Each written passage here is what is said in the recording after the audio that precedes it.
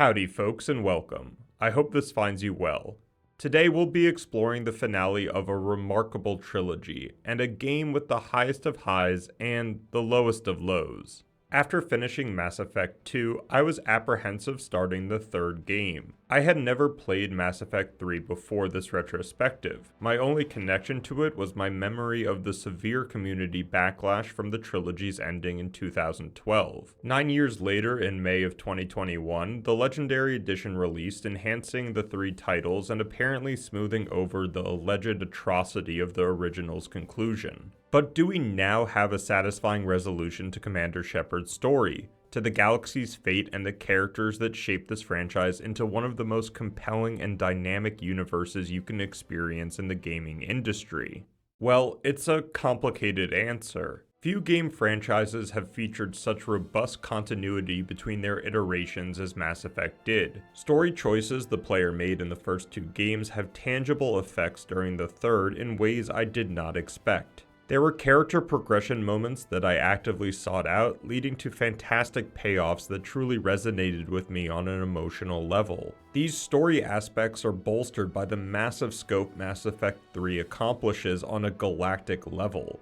Revisiting certain worlds that the player had experienced in the first two games was profound, magnified by stellar visuals that immersed you into almost every situation. Talking Shepard out of a bad scenario or needing to use your sweet biotic enhancements and weapons to settle a score was rewarding most of the time, and the leap made from the first game in terms of fluidity on the battlefield was always felt. Yet there is another side to Mass Effect 3 that I experienced that cannot be obfuscated. One that the first two games did not suffer from, in my opinion. There is a well-known quote attributed to the philosopher Ralph Waldo Emerson that goes, "It's not the destination, it's the journey." I thought about this saying a lot before starting Mass Effect 3. If the ending was truly terrible, it still would have been well worth it for the moments along the trilogy's journey. But as the game unfolded, I quickly realized Mass Effect 3's journey was fragmented and disjointed compared to the first two. The majority of the story's pacing was completely off. The player would face huge diplomatic struggles between alien races that have fought for centuries, finding solutions that you began in previous games. Then you'd be tasked with scanning planets for 20 minutes to find some random artifact because you overheard an angry Volus banker saying he needed it, and Shepard turns from galactic savior into delivery driver. The player is constantly reminded that the galaxy is on the brink of destruction from the Reaper invasion. Planets are being torn to pieces, hope is fading, but then Shepard flies off to save a random engineer from a remote Cerberus outpost because we need to hit a certain amorphous war asset number? Going into Mass Effect 3 as a blind playthrough, the gameplay loop felt terrible in between main missions because it didn't correspond to the urgency of the galaxy's situation, nor the bigger picture Shepard was trying to accomplish. However, despite the pacing issues, certain lackluster side quests, and the choppiness of execution, there were many moments that genuinely were remarkable,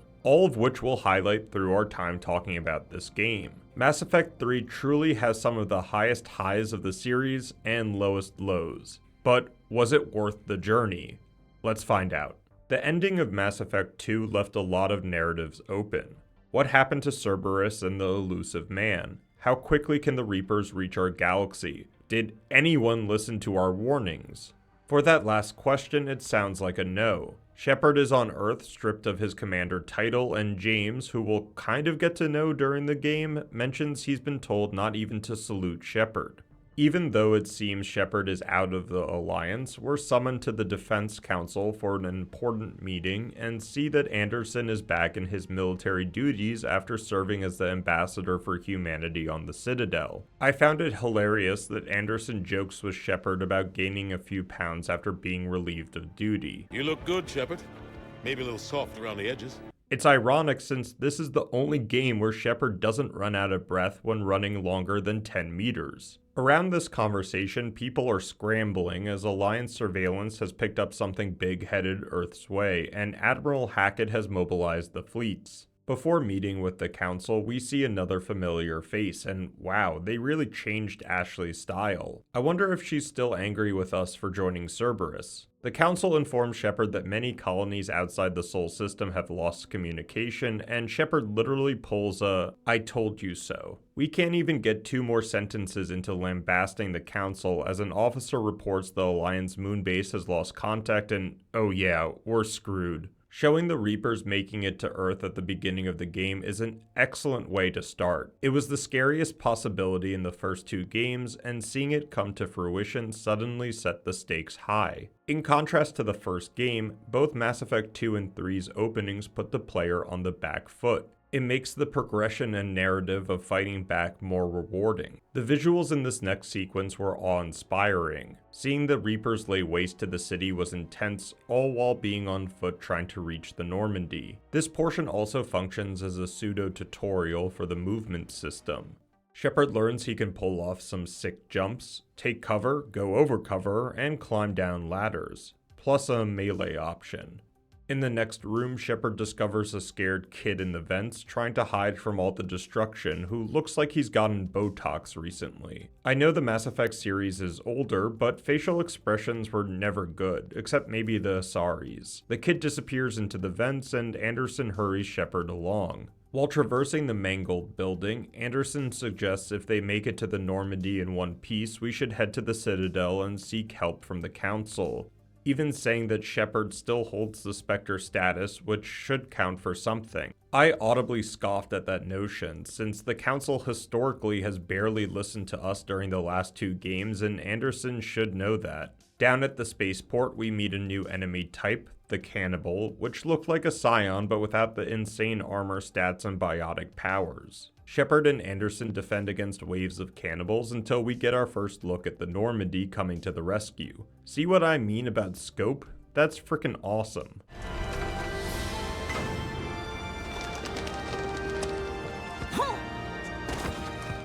If I had a nickel for every time Shepard makes an epic jump in this game, I'd be well off. Anderson decides to stay on Earth to help the Alliance soldiers still fighting the Reapers and doubles down on us trying to get the Council's help. As the Normandy departs, Shepard sees the kid from the vent trying to escape, which does not go well. Obviously, Shepard has seen some horrific events throughout the games, but as we'll see later on, this one sticks with him. What a way to start a game.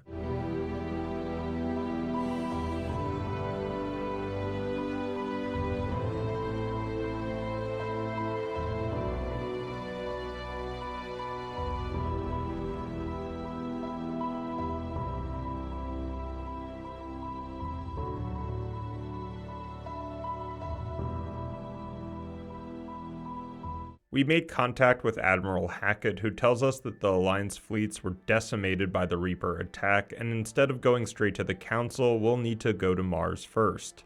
Apparently, the Alliance has found more Prothean artifacts on the Red Planet, including an archive which might have a way of stopping the Reapers. Hackett also mentions Liara being part of this outpost, and I was excited to see an old friend, but questioned what she was doing there instead of being the Shadow Broker. The crew arrives on Mars, but the outpost is unresponsive, and a huge sandstorm is about to envelop the area. I'm guessing importing your previous character gives a slight advantage early on. We had a lot of points to spend on skills, and I sort of enjoyed the talent branch even if it was pretty linear. Not even 10 feet away from our LZs, Shepard and team witness Alliance soldiers being executed by Cerberus troops. Ash does seem apprehensive about this development, asking Shepard if he knew about this, so I guess she's not completely over our brief partnership with the pro-human terrorist group. Inside the facility, we get a quick cutscene showing Liara trying to escape more Cerberus goons, and then being a complete badass. Talking with her, she explains that the research team had found a Prothean blueprint for some device that could wipe out the Reapers.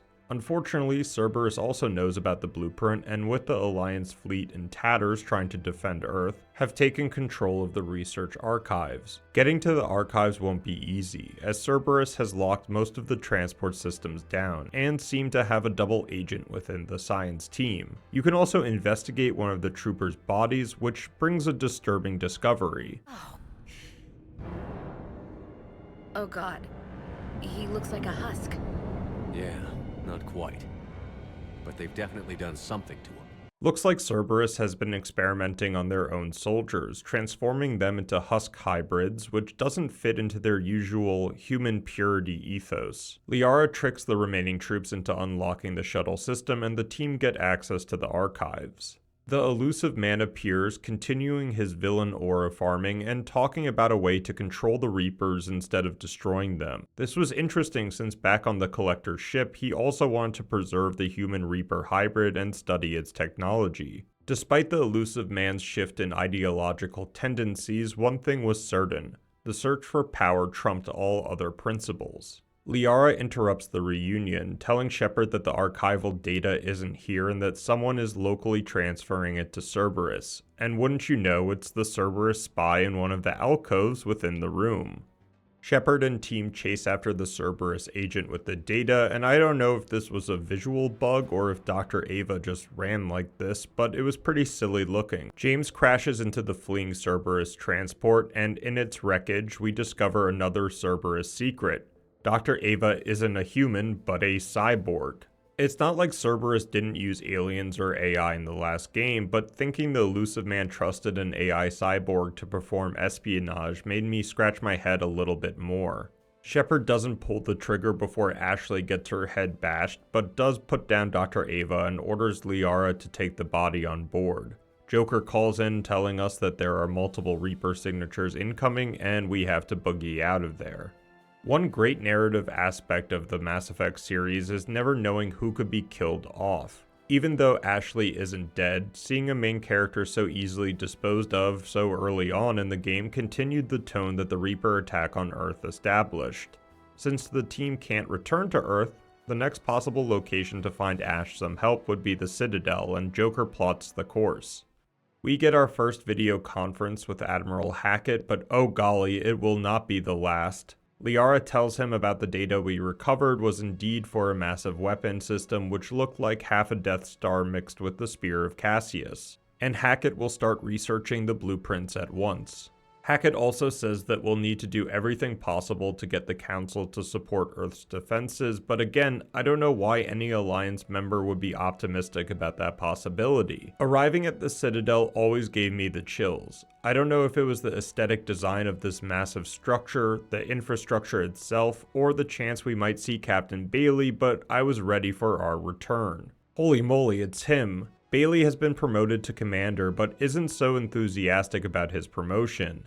He tells Shepard that the Council is expecting us, but they're dealing with a lot of other problems at the moment. Exploring the Citadel through Mass Effect 3 was a great feature with neat details like the recruitment signs for the Alliance, or family members trying to check in with loved ones in different solar systems. Shepard makes it to the Council hearing, and instantly my emotional trauma from dealing with these bureaucrats came back tenfold. We need your help. Everything you can spare. Each of us faces a similar situation. Even now, the Reapers are pressing on our borders. If we lend you our strength to help Earth, our own worlds will fall. We must fight this enemy together. And so we should just follow you to Earth? The Council does have a point that they can't just send their fleets to Earth, leaving their systems vulnerable to Reapers, but when they are shown the blueprints for the Prothean weapon, they're still not willing to lend any assistance to the project. The Asari Counselor even dismisses it, saying that the Protheans died to the Reapers, so why do we think the blueprint would work? Liara retorts, mentioning something called the Catalyst, which was the final piece that the Protheans apparently never got because they ran out of time. Sadly, the Council views the Reapers' focus on Earth as a pseudo-distraction, giving them time to secure their own borders and convening a summit between the Turians, Asaris, and Solarians. The meeting ends and Shepard goes back to Udina's office where the Turian Counselor joins the two. He divulges that the previously mentioned summit between the alien races will not move forward without the Turian Primarch, who they've lost contact with. The Counselor makes an interesting proposition, that Shepard rescue the Primarch and in exchange, they'll convince the Turian fleets into helping the Alliance. Now, if you've watched the two previous retrospectives, you know I'm not a big fan of Udina, but you're able to talk to him after the Turian Counselor leaves and it's an engaging dialogue. He seems to be genuinely supportive of the Prothean project and with good reason, since he tells us that the situation on Earth is not looking good. I know what I'm gonna do. What are you gonna do? Humanity has created some goodwill in the galaxy. Now we cash in our chips. I will get what funding I can, what materials I can, and spread the message. Help the humans, help yourselves. Speaking of characters I wasn't a fan of, Al Jelani, the reporter that spins harder than most news networks, is harassing Commander Bailey and springs an impromptu interview with Shepard outside the room. The galaxy is at war, and not caring about my Paragon level because, well, this might be the end of civilization, I chose to be a renegade here. Maybe that won't play well on the 6 o'clock news. Regardless, we had the opportunity to visit Ashley in the hospital, and off we went. Before seeing Ashley, there's another familiar face of Dr. Chakwas, who explains to Shepard what happened after the Collector ship. Obviously, I wanted one of my favorite voice actors back on the Normandy, and it wouldn't be bad to have a doctor on board either. So Shepard tells her to get her stuff and report. Ashley is still unconscious from the cyborg attack, and this moment between her and Shepard was poignant. They've been through a lot together regardless of the whole Cerberus thing. Mass Effect is at its most impressive when showcasing these small human moments in contrast to the epicness of galactic encounters. Going back on the Normandy, we're introduced to Shepard's PTSD simulator, vivid dream sequence. I had literally no idea what was going on, why we could only move at a snail's pace, or the reason for chasing the kid from the beginning. Maybe it's all catching up to Shepard's psyche. Awakening from the dream, Shepard briefly talks to Liara about his bad night's rest and then meets Specialist Trainer, who's not a terrible character but adds an oddly small tonal shift to the game. I'd love to hear your thoughts on these moments, because Mass Effect 3 has a lot of overt comedic bits compared to the first two games that I wasn't expecting. In this example, Trainer talks about how she's attracted to EDI's voice, and this burgeoning affection repeats for multiple laughs throughout the game. She does show us the upgrade portions of the Normandy, but as we'll soon talk about, there is one change that was a complete downgrade. We're back with Hackett on the video comm, which pretty much explains what the war asset number means. The more people we recruit, alliances we forge, yada yada, the faster and better the Prothean weapon will be for the final confrontation. Shepard does ask about Earth, which Hackett replies that they can hold out until we can get the device working.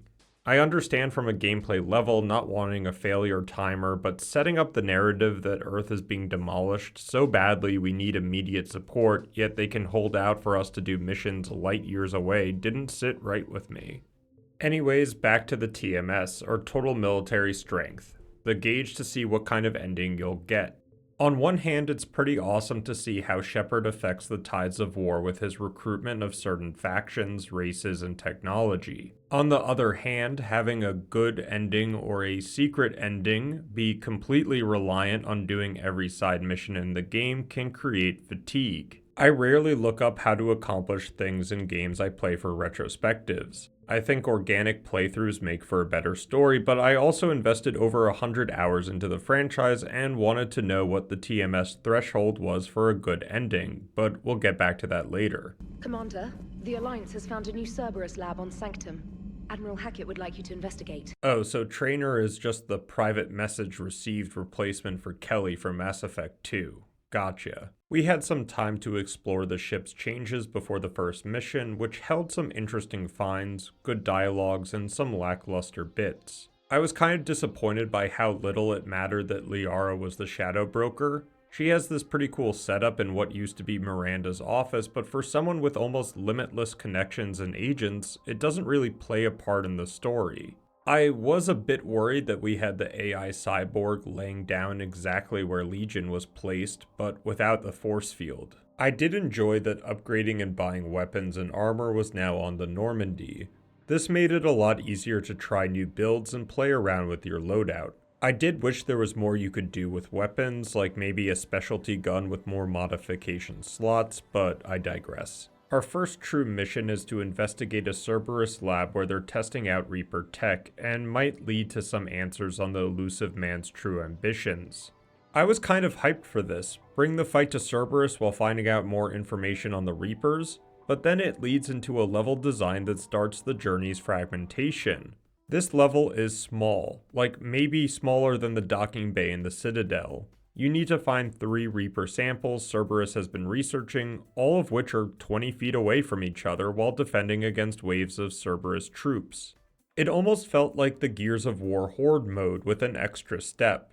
On its own, I would be fine with this, but these types of missions where the arena is of a similar size, waves of enemies keep appearing, and nothing else gets boring fast and are used often. I consider these missions filler rather than substance. This goes back into trying to hit that war asset number. If you don't do these copy and paste missions, you're not going to hit your target. It forces the player who wants a satisfying conclusion to a series they've been invested in for 5 years to repeat mundane gameplay that doesn't serve as a compelling narrative format. It's a stark contrast to other missions that are expansive, tactical, and have meaning through player choices, like rescuing the Turian Primarch or the Quarians on Rannoch. Speaking of the Turians, we head to their homeworld next, or I guess it's moon, which blew me away.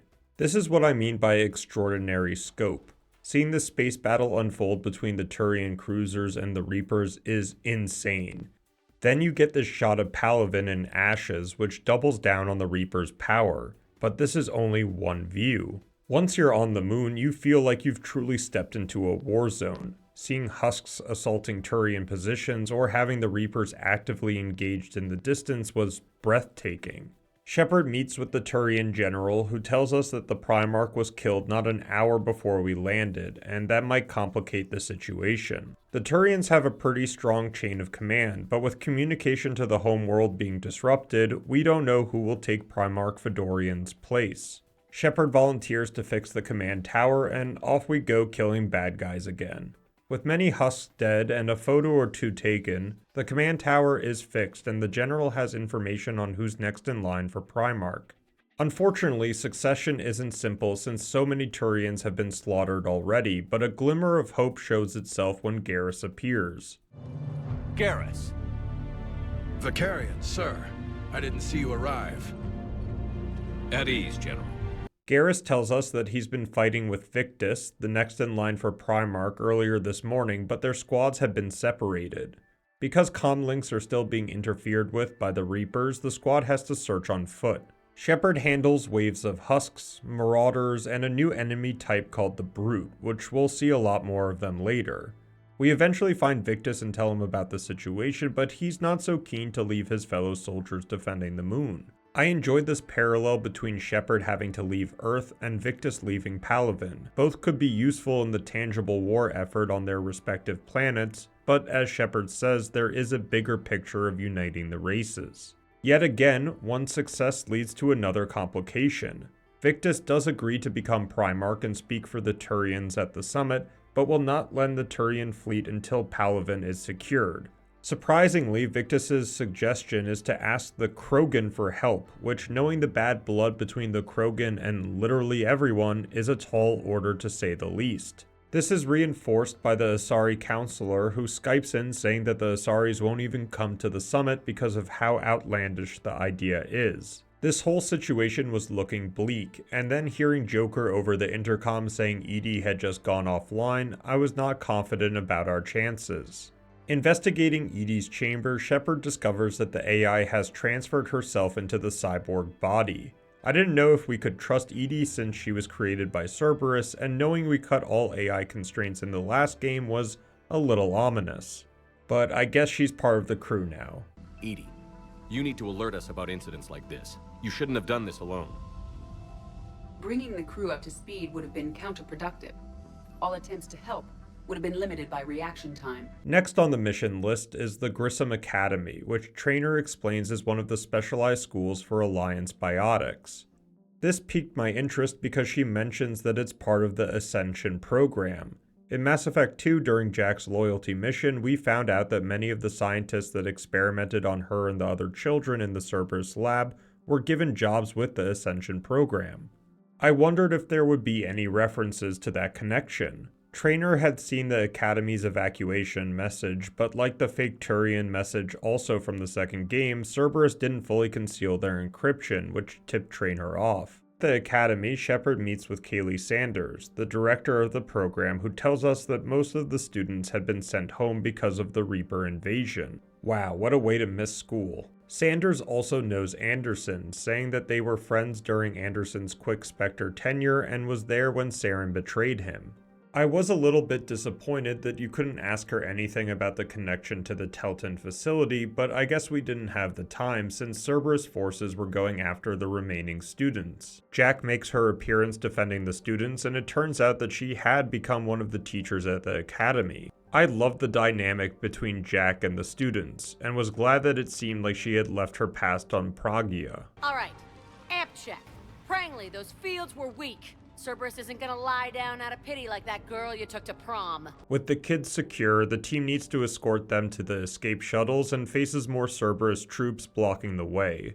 We also get this very cool moment where you can take over an Atlas, which reminded me of the Bushwhacker from MechWarrior. Even though these Atlas sequences were pretty contained, the variety was nice to have. The students, Sanders, and team narrowly escape, and Shepard has the choice to either have the students become a support squad or strike team. Now, this sounds like a neat choice, but it really doesn't affect anything other than the war asset number. Just like the many assets you'll get along the way, they just boil down to the number rather than having a tangible effect on the narrative outcome even with the extended cut. If I had known this prior to playing, I would have just let them become the strike team. Back on the Normandy, you can have an emotional conversation with Cortez, your shuttle pilot. He talks about losing his husband and the continued grief he feels, telling Shepard that the only thing he has left to remember his husband by is the last phone call they had. I'm sorry for your loss. He obviously cared a lot about you. He was afraid I wouldn't let go. But for him, I moved on. Or at least I thought I had. Then the invasion hits, there's no time. And the one thing I grab is this? I mean, what's the point of moving on with your life when everything is going to hell? Start thinking that way and we've already lost. One of the more confusing parts about playing the Legendary Edition of the Mass Effect trilogy was figuring out what the DLC was and what was in the base game. It wasn't necessarily a problem, but added on to the pacing issues that I experienced. The next mission I chose, again without any knowledge of additions or content, was speaking with Dr. Bryson on the Citadel. Thinking this was just a normal side mission and I'd quickly finish it, then work on the seemingly more urgent diplomatic summit was incorrect. Going to Bryson's lab starts the Leviathan DLC. Bryson explains that he's been assigned to this research team investigating legends and rumors of the Reapers before our discovery of their existence. But before he can explain anything else, his assistant shoots him out of nowhere and starts mumbling about the darkness can't be breached. Well, I was intrigued, especially remembering the science team on Eden Prime during the first game where one of them kept referring to the darkness during Sovereign's attack. Shepard and the team interrogate the assistant, who pleads with us that he blacked out or lost control when taking Dr. Bryson's life. EDI luckily mentions that Shepard knows what indoctrination is. Yeah, it felt like he forgot. The assistant divulges that the Leviathan they've been tracking is an ancient creature, maybe even older than the Reapers, and it might have killed one too. He also points at this ominous-looking orbed artifact and immediately gets taken over again. Turn back. What are you talking about? The darkness cannot be breached. Damn it. EDI and Shepard deliberate on whether pursuing such a powerful and unknown creature is wise, but if the thing can take down a Reaper, we might not have a choice. The player then investigates the laboratory, compiling evidence that Bryson had managed to collect. With said evidence, Shepard and EDI are able to track the movement of the Leviathan and figure out where Garneau, another of Bryson's assistants, was sent. Maybe he'll have more information. The last known location of Garneau is in the Izor system on this mining asteroid. The interior designs of most of the levels we saw in Mass Effect 2 and 3 are beautiful, and I have to applaud the time it took for the level designers to make each space feel unique. I was taken aback by the fact that within the facility, we see a brute and two marauders trying to breach a door. Usually when we see Reaper troops, they're rampaging, rather than calmly trying to break through locks. Oh, there's the rampage. I also didn't know if this new bypassing interaction was for loading the next portion of the level. It confused me the first time. On the other side of the door, Shepard finds the mineral workers, who seem to be very calm about us and the intruders. Yeah, something feels wrong here. Yes, welcome to TGS Mineral Works. How can we help you? Yes, for the tour. Please sign in. Shepard asks for Garneau, but the workers aren't willing to help us, and from the looks of the broken elevator, might have sabotaged this place. Walking around the facility, Shepard finds one of the audio logs from Garneau mentioning that he had found another one of the orbed artifacts, similar to the one in the lab. The plot thickens when trying to get to the mining sector. One of the bodies in the medical lab claims that they are Garneau, but when questioned about what he's discovered about the Leviathan, I'm not so sure it's him. The darkness must not be breached. The darkness? Why do you pursue me? Doctor? Leave the artifact. You will not take what is mine. I don't believe we're actually speaking with Garneau. Whatever the Leviathan is, it certainly has similar powers to the Reapers, like controlling people's minds. Shepard tries to recruit it from the proxy, but it seems like they don't want to join us, and we have to chase the guy to the mines before they can destroy the artifact. Now the Reaper troops have come out in full, and it seems like they're also hunting for the artifact. This gives us a good time to talk about the combat in Mass Effect 3 a little, which was the most fast-paced out of the trilogy. I didn't mind the evolution of gameplay. It coincided with Shepard becoming the Merchant of Death through experience, but I'll always have a soft spot for the more KOTOR methodical fights from the first game. We eventually reach the proxy, but are too late, as the Leviathan-controlled human blows himself up and the artifact. There is a plot twist, however, as searching the room reveals that the real Garneau had died there a while ago. In his personal logs, Garrus finds messages to Anne Bryson, who we can assume is either Dr. Bryson's daughter or wife. But before we can investigate that lead, there's another startling discovery. The workers have been released from their trance and, get this, have no recollection of any events in the last 10 years. Somehow this orbed artifact is a catalyst to the Leviathan mind control, hence why the assistant back on the Citadel could be controlled. I did question how Shepard and the rest of our team are immune to this power, but I guess it wouldn't have been much of a story if we just succumbed to its indoctrination. Back on the Citadel, Shepard realizes how dangerous it is to keep the orb in the lab, but it might be the only way of figuring out where the Leviathan is. With the extra data from Garneau's personal log, EDI blocks the telepathic power of the artifact and we search for Anne Bryson. A convenient video log from Dr. Bryson's bedroom reveals that Anne is Bryson's daughter and has also been researching the artifact on a different world that has been recently attacked by Reapers. There's no time to lose since she might be the last person to help us find Leviathan, and Shepard and team depart.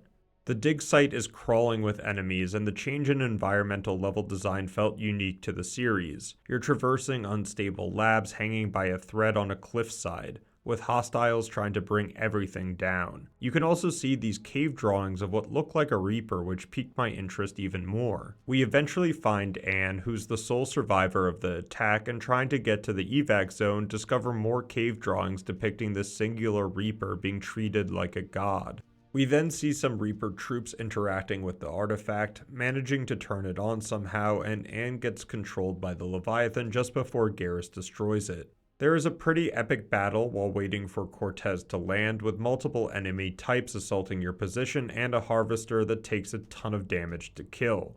Thank God for Garrus having armor-piercing rounds. We safely make it on board the shuttle and have a discussion about what Leviathan could be. Maybe it's a Reaper that broke away from the ranks and never returned to dark space after the last cycle, or just went rogue. Anne is so excited about the possibilities, but we need to tell her about Dr. Bryson's death, which leads to this somber moment back on the Citadel. It's all right. I can come back. No, please. I'm okay. Seeing all this again? He was so obsessed. Crazy sometimes. I didn't get a chance to know him. Oh, sometimes I felt the same way. He was a great man. A pioneer. But he could be distant.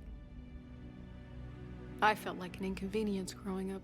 After going through her father's research, Anne surmises that when the Leviathan takes control of a person, the energy required to do so can leave a trace, even if it's systems away. This leads to her volunteering herself to unlock the artifact and being possessed long enough for Edie to trace the signal to where Leviathan is located.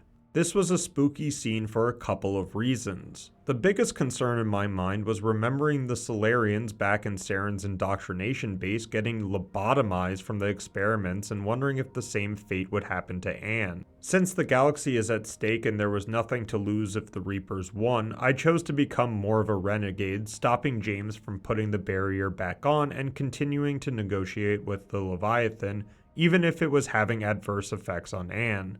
Edie does complete the trace, and we're off to find this ancient monster on the remote planet of 2181 Desponia. Tracing Leviathan was easier than finding the creature. As the shuttle gets closer to the signal's origin, we're hit by some sort of EMP wave, disrupting the ship and causing a crash landing on a pre-existing cruiser. It wasn't just the fact that we landed on some derelict battle cruiser, but seeing the other ships in the distance, similar to when we went through the Omega-4 relay to fight the Collectors, was harrowing. We were obviously not the first to find Leviathan intentionally or not. The Reapers have followed us here, and after some close quarters combat, Cortez sees an Atlas docked in one of the bays. He proposes the idea of powering it up so Shepard can dive down to where one of our probes last made contact on the hunch that that's where we'll find Leviathan. Well, cheers to trying out new things. As a fan of deep-sea creatures in games like Subnautica, I was all in with this sequence, even if your movement speed was lethargic. The underwater area was beautifully spooky, and I loved the neat detail of the pressure gauge as you descended further. Shepard finds the probe still intact and then discovers we were right. Oh, hi there, Leviathan. The presentation of the Leviathan is awe-inspiring. Not only the physical presence, which looks like a Reaper, which is explained during the dialogue, but most of the conversation happens in this ethereal mind world as Shepard is taken over. This was a lore extravaganza, but also had some setbacks. Firstly, for the lore, the Leviathan confirms that they existed before the Reapers. Even though they're able to kill Reapers, they've accepted the harvest. Instead of fighting to end the cycles, they've just hid. The Leviathan then explains that they were the apex of life where sentient beings would worship them as gods. The problem was that sentient life would create machines or AI that would overthrow the lesser beings, making tribute to the Leviathans non-existent.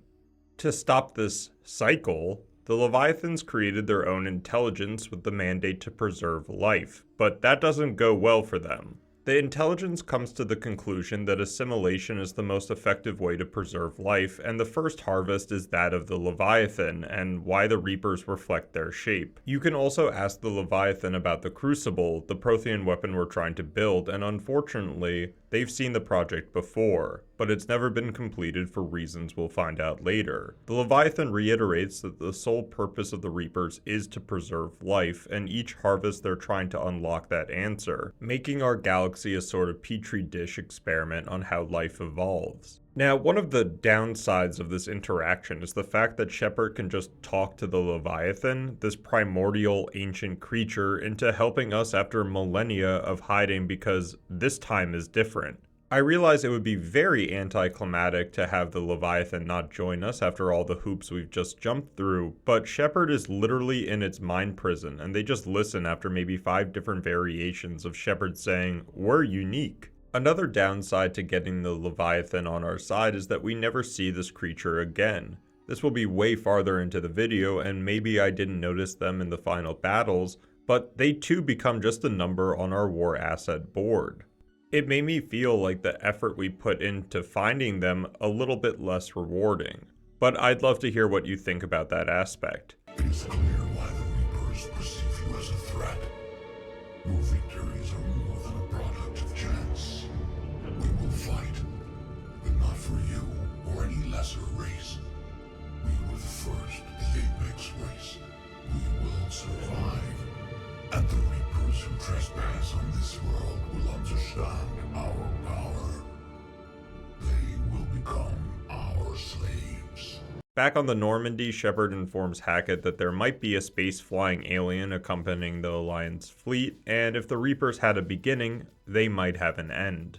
We encounter another downside to the overall game in my opinion back on the Citadel. You spent hours with your previous crew during Mass Effect 2, especially if you completed their loyalty missions. Not having the ability to bring them into your squad in Mass Effect 3 felt like a letdown. It was nice to be able to find them spread out throughout the game and some conclusions to their stories, like talking with Thane, but not having the choice to fully bring them back made me scratch my head. Anyways, our stop was with Arya T'Loak, our Omega friend and nightclub enthusiast. Yeah, Shepard's having a good time. Arya explains that Cerberus has taken over Omega and that's why she's on the Citadel, plus she wants to join the war effort against the Reapers. She continues laying out that she's almost convinced the 3 mercenary groups we fought in the last game, Eclipse, Blue Suns, and Blood Pact, to serve under one banner, hers.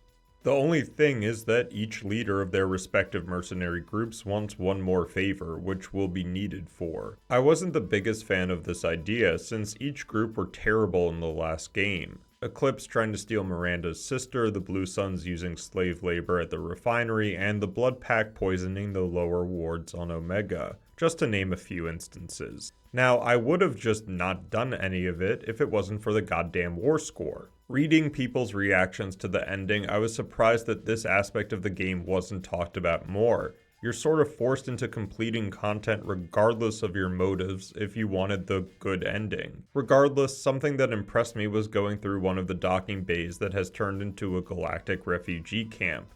It made you feel like the war was on, and all of these factions that hated each other before have to coexist since they have nothing left outside the Citadel. I don't know how long it was since I escaped Leon. Do you know Leon? No. We also meet another crew member from the previous game, Miranda, who tells us that her sister again is in danger from their father. When we offer our assistance, she kind of deflects it, at least for the moment, and that's the whole interaction. Again, for someone who we talked with and did their loyalty mission, this interaction seemed more of a fan service than a tangible narrative. Now the bouncing around really starts for our adventure. Having lots of missions available is usually a good thing when it comes to an open game design. But for Mass Effect 3, I would have liked it to be a bit more concise.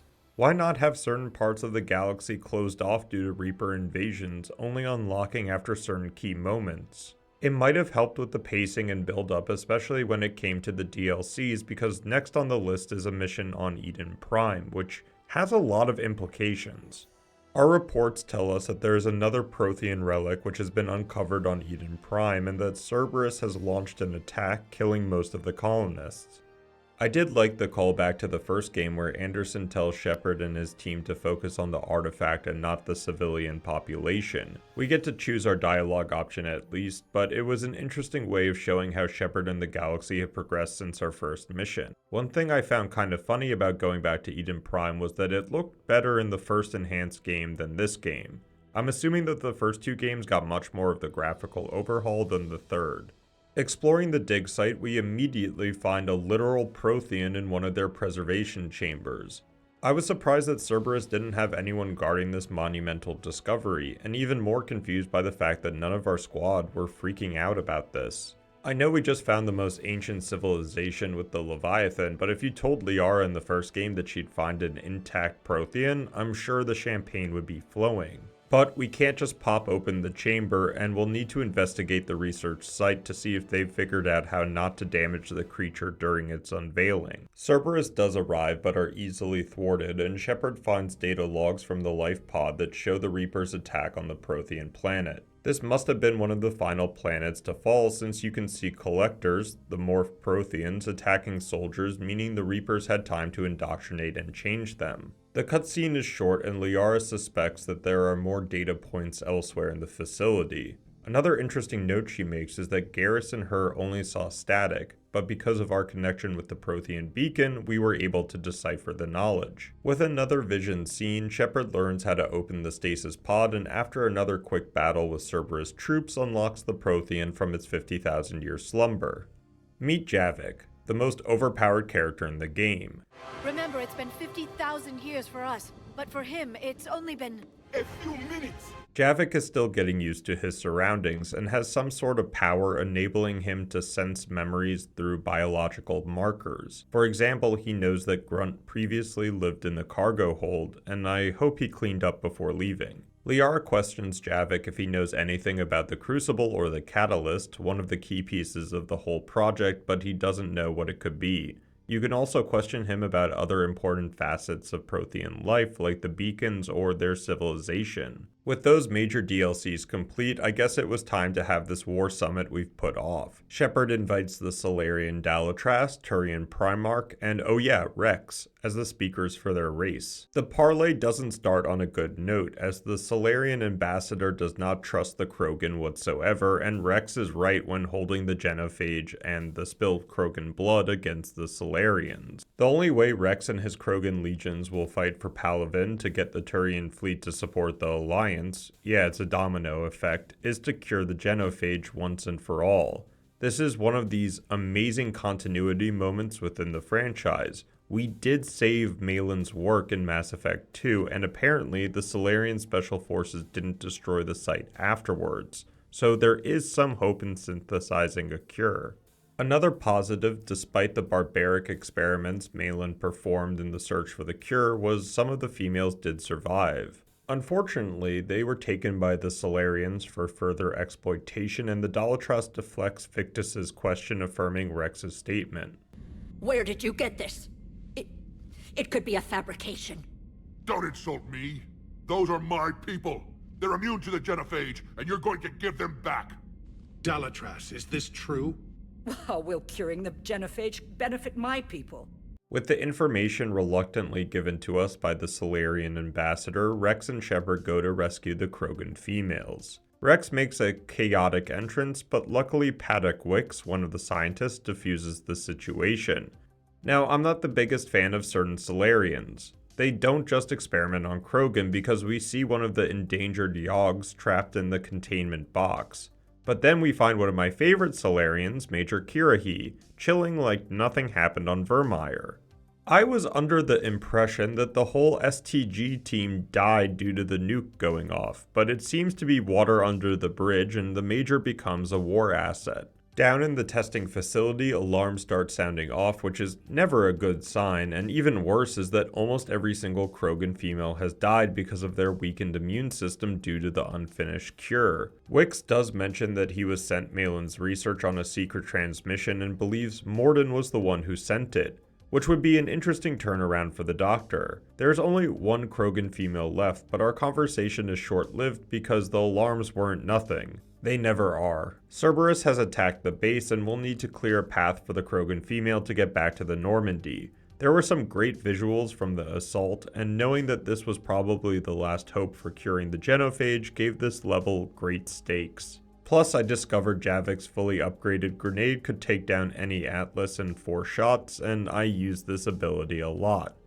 Another great dynamic was between Rex and the female. Yeah, she's a badass.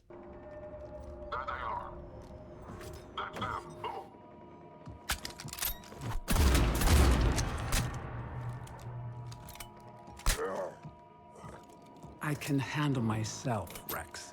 With the female secured, we'll get to know her name later on. Hackett informs Shepard that the Crucible project is starting to take shape, which leads into a short yet stunning cutscene.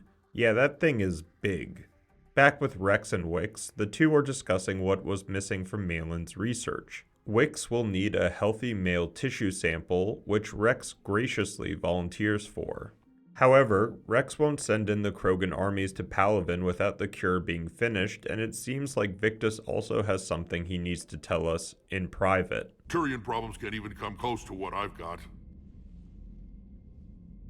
What is it? Some of my men went missing. The rest of it we can discuss somewhere else. Having a sidebar with Victus, he explains that a Turian reconnaissance team ship has been taken down on Tachanka, and what they were doing there during their own homeworld's destruction, Victus doesn't divulge, saying it's classified. He does share with Shepard that his son, Tarkin, is the leader of the unit and that he wants us to rescue the team. Arriving on Tachanka, we get into contact with the 9th Platoon, who are under heavy Harvester fire and losing men fast. Reaching Tarkin and his troops was not easy, as the Reaper assault on Tachanka was already well underway. Eventually, the squad reaches Victus Jr., and the situation is bleak.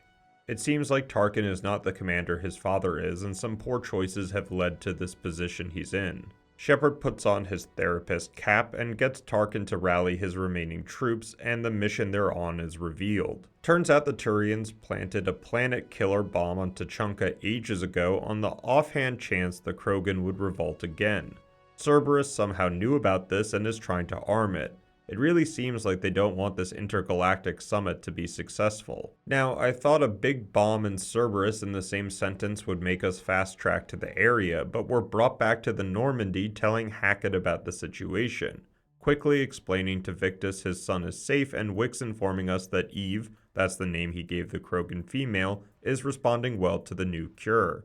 That's a lot, and it continues. Wick's idea on how to distribute the cures through an old Solarian tower on Tachanka that was the main site where they released the Genophage in the first place. Okay, awesome, let's go. But then Anderson calls in asking about the Crucible, Kaylee Sanders, and Earth's defenses. Again, the bigger picture of Earth being destroyed, this planet-killing bomb being in Cerberus' hands, or the possibility of curing the Genophage gets muddled with this pacing. Even more annoying is that the control of Shepard after these moments is back in the war room, not at the mission screen. So you have to make your way back to the main portion of the ship, which includes this biometric screen that's certainly a loading point. It wouldn't be terrible if it was just a couple of times, but this happens more than I would have liked, and not having this in the previous Normandy was not a good change. Then as you get to the galactic map, Trainer goes, "Oh, there's a Cerberus attacking civilians on Benning. What would you like me to do, game? Go to that mission after all we built up in the last hour?" Even worse is that that mission is one of those war asset buffers that isn't compelling other than some visuals. Okay, rant over, because saving Tachanka and the other narratives that follow are great. We have to defuse the bomb first. Not doing so would lead to the complete erosion of any good faith between the Turian and Krogan and end our diplomatic mission. Tarkin gets access to the bomb's computer, but Cerberus has programmed some failsafe for detonation.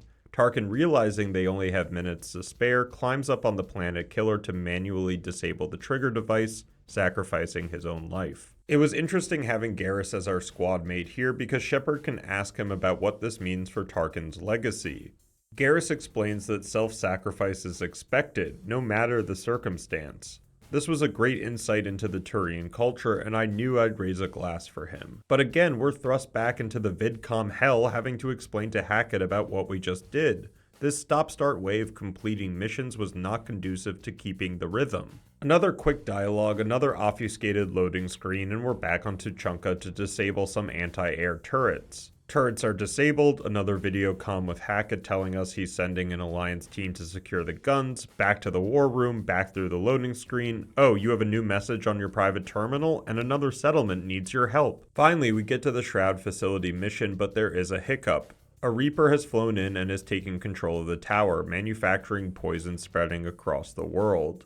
Taking down a Reaper is no easy feat, and the team planned a three-pronged assault. Turian ships, Krogan tanks, and us leading the charge. We'll also have to bring Eve to the facility because the final part of the cure must be done there.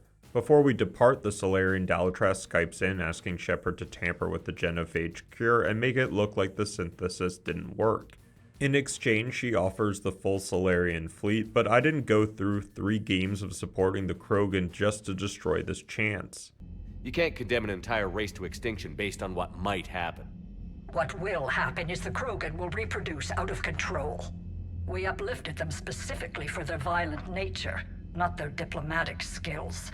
Another war is inevitable. With Rex being gone so long, it seems like the other clans have fractured, but with the presence of Eve and this awesome monologue, the Krogan unite under the guise of hope and the assault on the Reaper begins.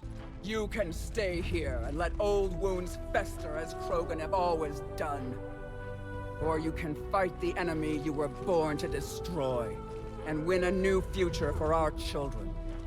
I choose to fight. Who will join me? I will. And so will I. Now hold your heads high like true Krogan. There's a Reaper that needs killing! This is what I'm talking about mission-wise, intriguing narrative, previous player choices affecting the current story, and not thinking about how many war assets we'll get, but doing the right thing. Of course it won't be a simple stroll down to the facility. Enemies are everywhere, the road leading to the facility is blocked, and while trying to find a detour through ancient Krogan ruins, something is shaking the earth. We also find a morphed Rachni down here. Its design had changed so much from the Reaper influence that I thought this was like a mistake or something, but we'll get to that later. For now, we figure out the shaking is coming from the ultimate Thresher Maw, Kalros. Yeah, that's frickin' epic, and just seeing a sliver of how big this creature was gave me goosebumps. I also love seeing the ancient temples of the Krogan. I think it doubles down on the notion that the Krogan aren't just warriors, but truly have a culture and civilization that was worth rescuing. Evading Kalros was one thing, but we still had a Reaper in our way. Eve has a wild idea. The ground between us and the Reaper used to be Kalros's domain, a pseudo-protector of the temple back in the day. Eve suggests that if we could summon him, maybe he'll be nice enough to take on a Reaper. Well, it's worth a shot. I love this part to summon the Maw. If you remember from the second game during Grunt's Rite of Passage, we summoned waves of enemies using a similar device to the one here. With the two hammers ringing, Kalros is summoned, and holy shit, this is epic.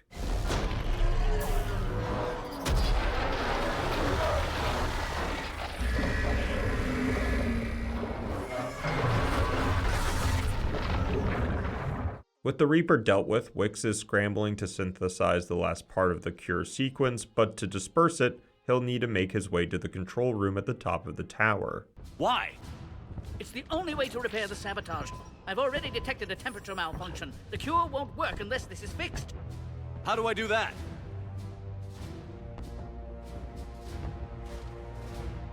You don't. This is best left to me, Commander. You should get your team clear. Paddock, wait. This is a one-way trip. And has been since the day I met Eve. All I've ever done my entire career is destroy the natural course of the universe. This is my chance to make amends. First Tarkin, now Wix. So many characters were dying so quickly, but they would not die in vain. With the cure sent out with the backdrop of this beautiful visual, the Krogan finally have a chance at their own path. And maybe they'll get to Palaven ASAP.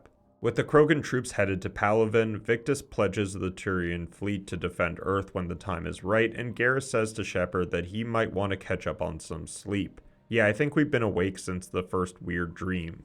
Oh, we're back chasing around the kid. Wonderful. Nothing comes out of the sequence apart from hearing whispers from previous squad mates. Liara checks in on Shepard, and even he makes a meta joke about how many goddamn video conferences we have. The Solarian Counselor has an urgent matter. Let me guess. He called the comm room? Speaking with the Solarian Counselor, who isn't as mad as I thought he would be after curing the Genophage, tells Shepard that he has concerns over Udina. Wow, I forgot about that guy. The Counselor continues admitting to spying on our ambassador, but that Udina has been moving a lot of money around to shady accounts and is using his authority to consolidate power. Before we get into all of that political intrigue, Rex also had a request to find some missing Krogan scouts in the Nema cluster. It wasn't the first time we'd be rescuing Krogan scouts from some predicament. The thing about this system is that it was previously used by the Rachni, and finding one of their workers indoctrinated by the Reaper on Tachanka, we might be in for a rough time. I wanted to see if we'd find my lovely queen. That was a true thirst in Shepard's eyes. Finding the scouts was the easiest part of the mission, as we find another familiar face in Grunt, who has joined the Krogan Special Forces in a search for, I guess, the first scouting party that went silent. Look, I'm all for having these callbacks with previous characters. I just wish we could have used them in our squad rather than these small vignettes. A slight misfortune lands Shepard and squad in the tunnel system, separating Grunt from us. Exploring the tunnels was freaky, and there was a lot of Rachni Reaper hybrid babies. We eventually discover how bad the situation is for the Rachni as we see the Queen getting siphoned by Reaper tech. After defeating some waves of enemies, we get access to the Rachni, who uses the signature telepathy to explain the situation. The Queen did uphold her end of the bargain, going back through the relay to establish a self-sufficient hive.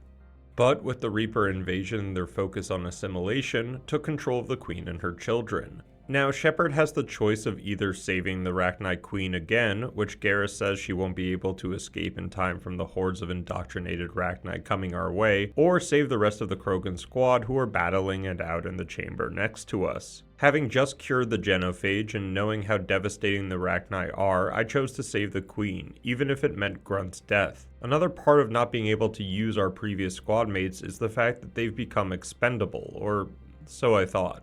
Grunt has this awesome last stand taking out Rachni left and right, which made me sad knowing that this was his end, seeing him jump off a cliff. But as we're about to leave, Grunt shows up. Mangled, yes, but still moving, which made this choice not so consequential as it first seemed. We also don't see Grunt again until one of the last DLCs. Anyways, the next two missions were war asset filler, one on Benning saving colonists in an arena smaller than Dust 2 and destroying a Cerberus fighter base. We also caught a space hamster, so I guess that's nice. Next on the list was going back to the Citadel to see if Udina got into some Quasar debt or something more nefarious was going on, and oh boy, something more nefarious was going on.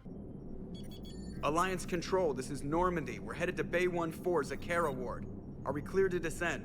Trying to get docking clearance was met by silence as we see silhouettes of Cerberus troops occupying the station. Joker does try the emergency signal, and wouldn't you know, Thane is on the other end telling us that Cerberus has attacked the Citadel and are hunting the counselors. The pattern repeats itself. 2 lackluster buffer missions lead into one of the coolest missions so far in the franchise. The Citadel is getting bombarded by Cerberus troops, and it plays into that feeling I got seeing the Normandy destroyed at the start of Mass Effect 2.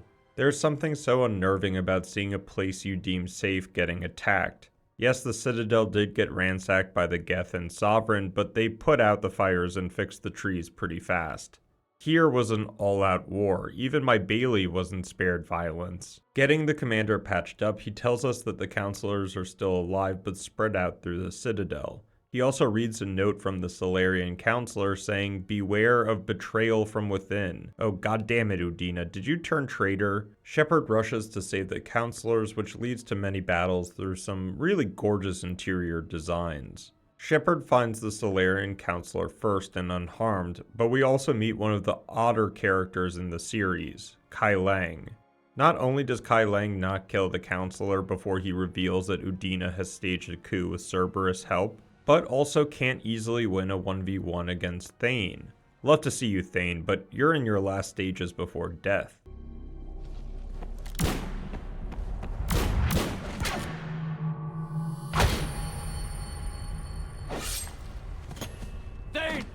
Damn, that's brutal. Bailey gives us information on where the rest of the council is going, and Shepard takes one of the rapid transport ships. Even though a lot of people didn't like Kai Lang's character, I did enjoy this moment of need for speed in space.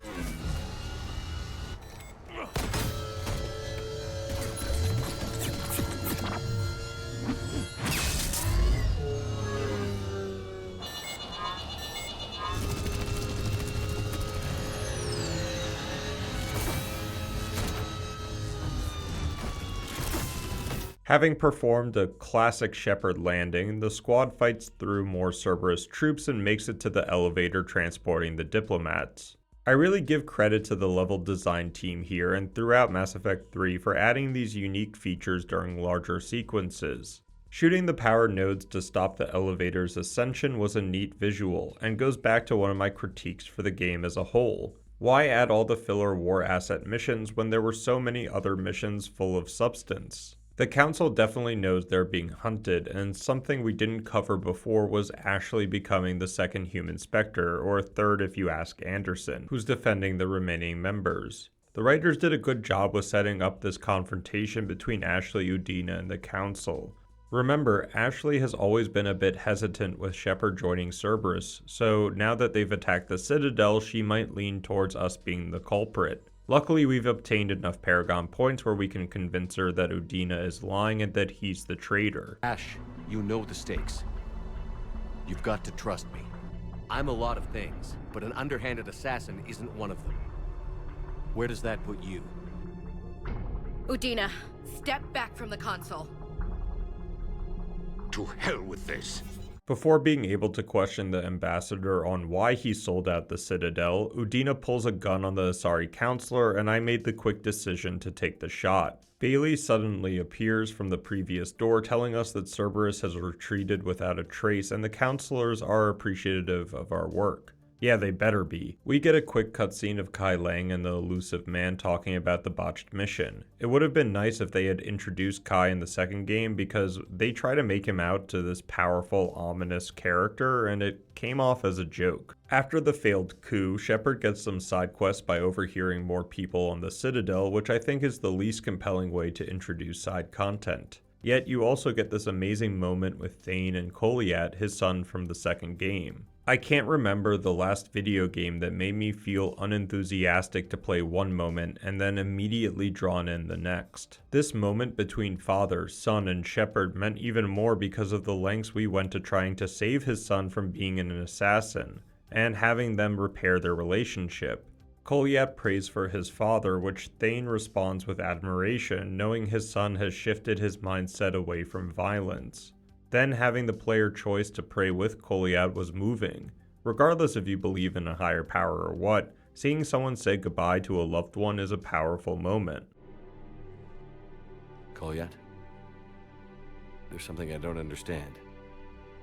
His last moments were those of a hero. Why pray for salvation? The prayer was not for him, Commander. He has already asked forgiveness for the lives he has taken. His wish was for you. Goodbye, Thane. You won't be alone long. Shepard talks with Ashley next about Udina, Cerberus, and indoctrination. She has a point when asking Shepard how they can combat something that infiltrates organic minds. Shepard doesn't really have an answer to this, and I'd love to know why he seemingly is immune to that aspect of the Reapers. We do get the opportunity to recruit Ashley to the Normandy, which I wanted to do after getting snubbed in the last game. It's good to have you back. Shepard also tells Anderson about Udina's betrayal. Even though Anderson hated the guy, he never suspected that he would turn on the Citadel or join Cerberus, so maybe he was being controlled? Apparently Anderson knows a lot of people in the galaxy too, telling Shepard that he's ran into Kai Lang a bunch of times throughout his years and will send us any information he has on him. Then we have Hackett saying that the Solarians and Asari have started supporting the Crucible and that they've completed 50% of the known work. I was waiting for Anderson to interject, screaming about how screwed Earth is and to hurry up, but no. I get the games have established that the Reaper takeovers aren't a snap of the fingers, but this kind of blasé attitude from Anderson and even Hackett, in addition to jumping around space without a time limit, made the whole Earth is on the brink not really stick with me. Speaking of flying around and doing seemingly random actions, we've got our next DLC, which again, I didn't know until after completing the game and trying to discern what was what. Shepard meets with Arya, who wants to take back Omega from Cerberus. In exchange for installing her back as the head of Omega, she pledges to use the city's resources in the fight against the Reapers. This mission won't be easy. Not only do we have to dispose of all the Cerberus troops, we'll also need to find their leader, Oleg Petrovsky, who has a sinister reputation. Adding on to this, Arya doesn't want us to bring anyone from the Normandy, so OP grenades are off the table. Shepard boards Arya's command ship and explains the start of the mission to us. She's commandeered this Cerberus ship and will use the distraction of a major attack to slip through the defenses and unlock Omega from the inside. Before the battle begins, Petrovsky video conferences in, telling Arya to call off the attack. Arya tries to use the sight of Shepard as some trump card, but Oleg doesn't buy it. He continues telling us that he's upgraded the defense system since Arya's exile, and I wasn't sure if he was bluffing or being truthful. However, neither of these possibilities will stop Arya, and the battle commences. Oh, he wasn't kidding about the upgraded cannons.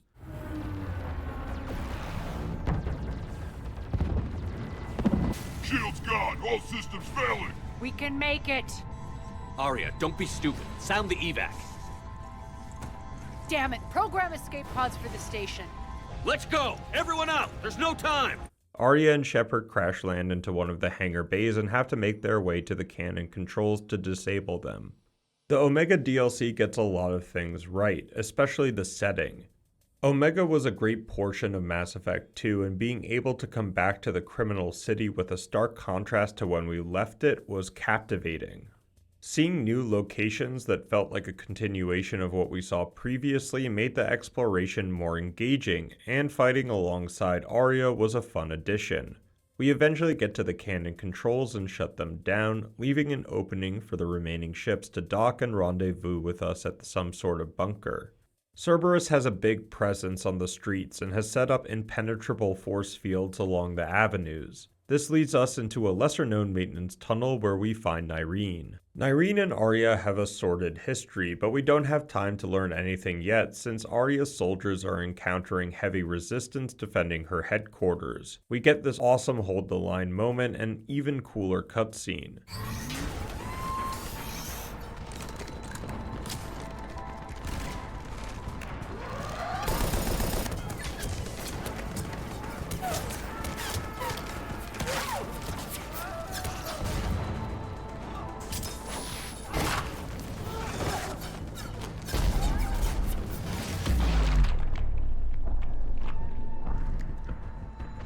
Nice guns. Now with some time to breathe, Nyreen and Aria talk about the situation on Omega and their relationship. Aria had thought Nyreen left Omega, somehow evading Aria's information web. Despite some weird tension between the two, Aria agrees to have Nyreen join the Resistance, but puts one of her guards to surveil her. We get a small hub zone where we receive our main quest and some side content that could be done along the way. Even though we've made it this far, the situation is not looking great. Cerberus has redirected power away from key parts of Omega to sustain the force fields, and Aria doesn't have enough troops to take Omega by force. There is some hope in the thought of getting the Talons, another mercenary group, to join our efforts, but we'll need to find their leader. Bray, Aria's second-in-command, interrupts our planning meeting, saying that he's lost Nyreen, but finding her will have to come later. Omega, of course, gets a bad rap for being a criminal resort, but that doesn't mean these aren't sentient people. I couldn't help but overhearing one of Aria's soldiers trying to guide her lost lover back to the HQ, and after each mission, that small vignette continues. Shepard and Aria start their search for the Talons and their leader. Aria mentions that because of our actions trying to cure the plague, we left a huge power vacuum that led to the rise of the Talons. Yeah, we did kill a lot of mercenaries. Cerberus is also looking for the Talons, and based on comm chatter, it's their priority target. Making our way to the Talon base, I couldn't help but marvel at these visuals. I know it's a DLC, but that shouldn't detract from what they accomplished here. Witnessing this flying battle within Omega was breathtaking, and the visuals enhanced the narrative tenfold. If you didn't think Omega was huge in the second game, you sure do now. Shepard and Aria find some Talons about to be executed by Cerberus troops, but Nyreen jumps in just before and takes care of business. Turian military, am I right? In a reveal that I saw coming minutes ago, Nyreen is the leader of the Talons and took control after Aria escaped the city. Nyreen doesn't want to help Aria, but with our classic Shepard diplomacy, we agree for an exchange of favors. Help Nyreen save one of her outposts and she'll lend troops to kicking Cerberus out. There are some fun engagements throughout the section, and the arenas that you'll be fighting in are conducive to any playstyle. They're large enough for sniping enemies at a distance and have enough cover for close-range attacks and defense. Making it to the outpost, we're told about adjutants, some disturbing Cerberus experiment that transformed the victim's DNA, making them some controlled monster. That does seem familiar. The other DLCs felt like side stories with their separate endings that didn't play into the larger picture, but Omega was much better paced and placed. The player already knew about Cerberus using modified soldiers, and it seems like their ambitions are growing in terms of experimentation. Nyreen and Aria do not see eye to eye about the governance of Omega, but do come to the tentative agreement that they'll work together to take down Cerberus. Aria broadcasts this kind of mid-speech about how, "This is Omega, you are Omega," to try to get the populace on their side. I get why she's doing it. With the population going against Cerberus, no matter how untrained they are, it would change the tides of battle. Yet she's been gone for so long, I wondered how many people actually would take up arms. That's your plan? Throw civilians at Cerberus? Anything is better than being locked up like mindless animals waiting for slaughter. I know what you're up to, Arya. And I don't like it. And an armed militia won't work with these pesky force fields still blocking the avenues, but we have an idea. Arya's tech Solarian finds the power source for the force fields being a reactor deep within the facility, and to get there we'll need to go through one of the abandoned mines, which is very spooky. Before departing, Nyreen pulls Shepard aside, and I really have to hand it to her. She does care more about the people that live here compared to Arya. Nyreen knows that once the force fields go down, that Cerberus will open fire on many of the civilians backing the revolt, and doesn't want a massacre. I like Nyreen's character a lot because she was much more level-headed than Arya was. Maybe it's just the Turian side of her. You can also question her about their life before all of this, her relationship with Arya, and its ultimate demise. More like I lost my way here. But then there was this beautiful, fierce creature who didn't let anyone define her. I'll admit, I was mesmerized. I wanted a little bit of that to rub off on me. With all that covered, Arya, Shepard, and Nyreen head to the Ezo mining facility that's been shut off for a while.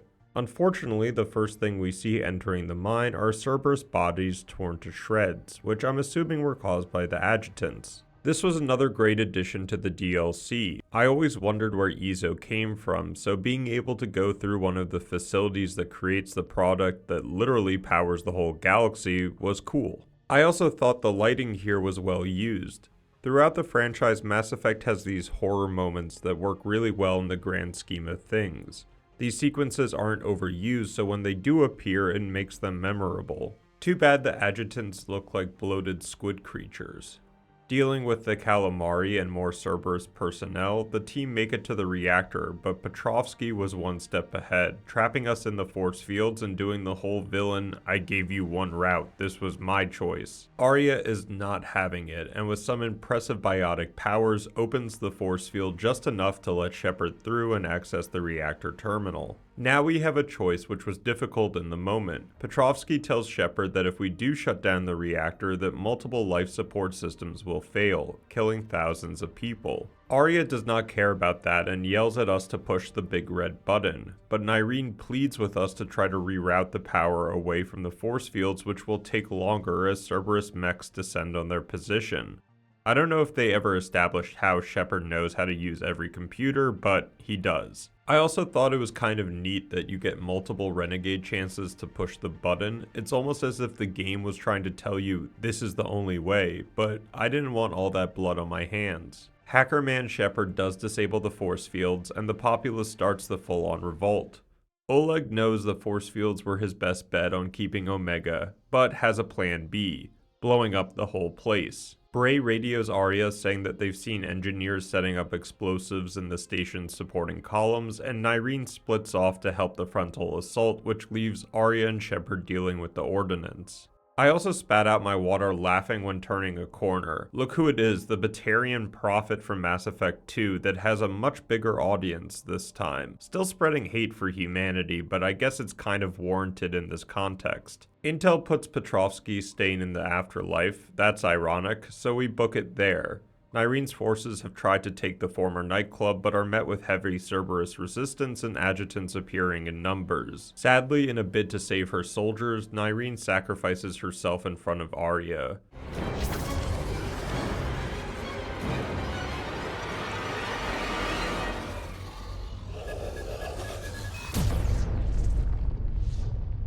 This causes her to go on a rampage of the remaining defenders, and we confront Oleg. Petrovsky isn't the smartest person in the galaxy, but he definitely knows how to rile people up. Arya, blinded by rage, runs towards him seeking revenge, but ends up in an electronic trap and our boss battle begins. It wasn't a bad setup. Shepard needs to destroy the 4 stasis generators around the room as fully controlled adjutants and troops swarm the place. It kind of reminded me of the Warden fight from Mass Effect 2. You would think doing this as one person was hard, but who the hell are we kidding? We're Shepard.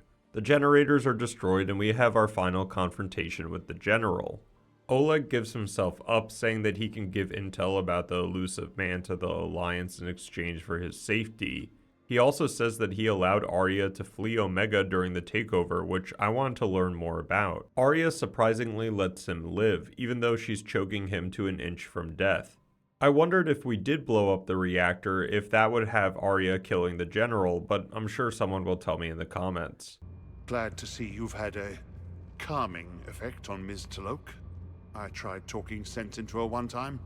I look forward to hearing how you pulled it off. With Arya back at the helm of Omega, she pledges support for the Alliance cause, and that was the DLC. I enjoyed this one the most, even though we have one more to go and I know it's a fan favorite. Being back in a city we previously explored, seeing new areas and encountering new enemies was a joy. I also enjoyed that Arya did change despite multiple lines from Petrovsky about how she was static in her ways. Plus, the war assets we got were substantial, so it felt rewarding to have completed this portion the way we did. Surprisingly, our next mission was also DLC, and again, I had no freaking clue going into it. It's odd they couldn't just add a word before the mission to indicate it was a DLC. Main story missions have Priority Horizon, Priority Eden Prime. Why not have a small signal for the player? It wouldn't have been such a reoccurring thought if it wasn't for the fact that the universe is literally being taken over by sentient robots that want to kill and enslave all organic civilization. This notion greatly affected how I played through the next DLC. We have a mission to visit Anderson's apartment on the Citadel, and I thought, okay, that will be quick. Here's your own custom apartment, spend credits to customize it, the typical open world shtick from the 2010s. What it turns out to be is a wild departure from the tone at the beginning of this game. Anderson gifts us the apartment and still seems completely calm for leading the resistance on Earth. That's very generous. It's practical. We need you in the best shape possible. Rested. Focused. If you say so. Exploring the apartment, you can find some audio tapes of Anderson talking about his life, which was interesting, and an email about a sushi reservation, but that was pretty much it for the time being. Leaving the apartment, we get this visually impressive cutscene showing an area I'd never been to before within the Citadel, which reminded me a lot of the parade in Cyberpunk. Shepard goes to the dinner and meets Joker there. Apparently we're on shore leave because the Normandy needs some repairs. The two quickly figure out that neither of them sent the reservation, but before they can figure that out, an Alliance officer named Brooks interrupts the conversation. She says there are people out to kill Shepard, which, yeah, we know, but she clarifies it's not Cerberus or the Reapers. Just after that, mercenaries storm the restaurant searching for Shepard, and the DLC truly begins. Just like Javik, Shepard is given another game-breaking weapon, the M11 Suppressor 1. Not only was this pistol a beast, but the silencer made me feel like I was Sam Fisher. It also coincided with the subtle shift in the gameplay, making this sequence feel like a third-person stealth game. While quietly taking down mercenaries, a whole bunch of the team radios us, saying that they're on the way to help. This felt like a one-off episode of an anime when all your favorite characters get involved. Even though I kept thinking about the whole, saving the galaxy main narrative, you really just need to enjoy the Citadel DLC as is, rather than in the context of the full game. This DLC also had some of the best interior level designs out of the franchise, starting off with this ambush in a used car dealership. DLCs should add on to the universe of their respective games, and it really felt like that, at least for now. Back at Anderson's apartment, our apartment, Brooks explains that she created a tracking program to detect fraud within the Alliance networks. It also tipped her off on a breach in Shepard's classified files. The rest of the A-team arrive and we try to figure out who's trying to steal our information and making attempts on our life. Liara assembles everyone, saying that she's traced the pistol back to a casino owner named Elijah Khan, a notorious gunrunner on the Citadel. She also acquired an audio file with Elijah and some unknown entity discussing Shepard's botched assassination attempt. You won't be linked to me. Save it. Our association is terminated. And if you even think of coming after me, I've got info on you ready for prime time. So you ponder that. Khan out. So that's our identity thief. Seems like they're not partners anymore. Liara surmises that Khan is staying in the casino's safe room and getting to him would require a lot of finagling. Alright, what's the job? And you're gonna need a crew as nuts as you are. Who do you got in mind? See, that's a callback to the last video. What a coincidence that the casino is holding a charity event for the war refugees this very night.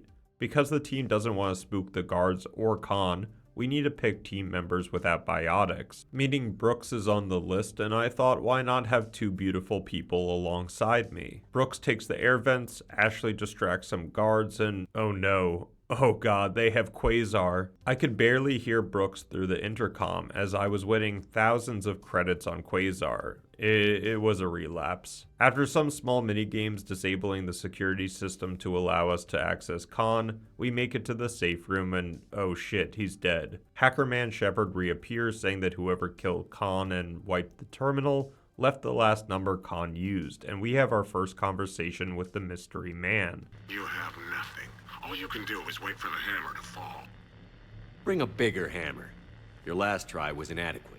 Brooks couldn't trace the call in time, but with the remaining data on the computer, Shepard wants EDI to scan it for any information on this mysterious threat. The only thing we find out with the data is that the mercenaries have bought a lot of weapons. Glyph does interject, telling the group that Shepard's Spectre access codes are being used in the Citadel archives as we speak, and we need to rush there ASAP. We do get a funny line before departing about bringing the whole squad to the mission. It's a point I made throughout the games, wishing the squad size was expanded so you could get more dialogue options. Immediately getting to the archives, our whole team gets one up by this jabroni, and wait, what the hell? It's Shepard? I'm Commander Shepard. I never hide. This was honestly a pretty cool twist. The second Shepard says that Cerberus made multiple copies of the real Shepard during Project Lazarus. They did this on the offhand chance one of our lungs or kidneys failed. Once the real Shepard was fully functional, the elusive man I guess discarded second Shepard, which kind of confused me. Why not just use him against us when we went against Cerberus? Never thought I'd say it, but I'm looking forward to killing myself. Shepard, I don't think you can say that. Second Shepard calls for our execution, but does the villain walkaway trope, and the real Shepard pulls another Shepard trope of shooting the ceiling. My head is starting to hurt a little bit. We chased down the second Shepard through the Citadel archives, which was stunning. It was also very neat to have these historical data videos showing key moments in the cycle's history, like the first contact between humans and Turians, the Krogan revolt, even the discussion about us becoming a Spectre. Unfortunately, second Shepard seems to have the advantage again and traps us in one of the archive units. Even worse is that Brooks is a double agent. This was a weird interaction of Brooks explaining why she's working for second Shepard. It's all about how she was a former Cerberus member who thought they didn't go far enough. What made it weird is that she claims to be explicitly pro-human, but also created the dossier on our companions in the second game. If you wanted everyone to be human, why would you include aliens? She also says that it's the reason she joined second Shepard because he agreed with her, but dude, you're a fucking clone. Oh my god. Are we a clone? He confirms Miranda was the ranking officer on the Lazarus project, that we're not a clone. Wish I could say the same for Adam Jensen. The conversation ends with Brooks and second Shepard switching the biometric data from us to him, giving them access to the Spectres and the Normandy. They also trap us in the archive room to die. That's not very nice. Our time here is short-lived as Glyph finds us almost immediately and unlocks the unit. We get some sad banter from the team members we don't choose. Yeah, sorry, if only we had a squad of 4 or 5. We get to the Normandy, but it's locked down, with Specialist Traynor disgruntled that she's been discharged. She did manage to grab her $900 toothbrush before, and wouldn't you know, it's powerful enough to unlock one of the maintenance hatches. Shepard takes back the Normandy floor by floor until we get to the cargo area, where we have this okay battle with Brooks and the clone Shepard. I say it's okay because you can't kill the clone, his shields just recharge instantly after a certain threshold. You can kill Brooks, but she respawns? I'm guessing it was on some timer or something, but it didn't feel cohesive like the Saren battle, where I understood how he came back to life. We do get this pretty epic cutscene as Joker and Cortez try to stop the Normandy from engaging FTL.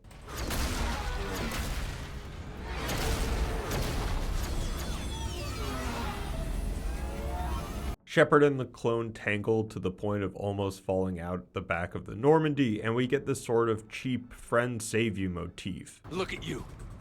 What makes you so damn special? Why you and not me? Hang on! Gotcha.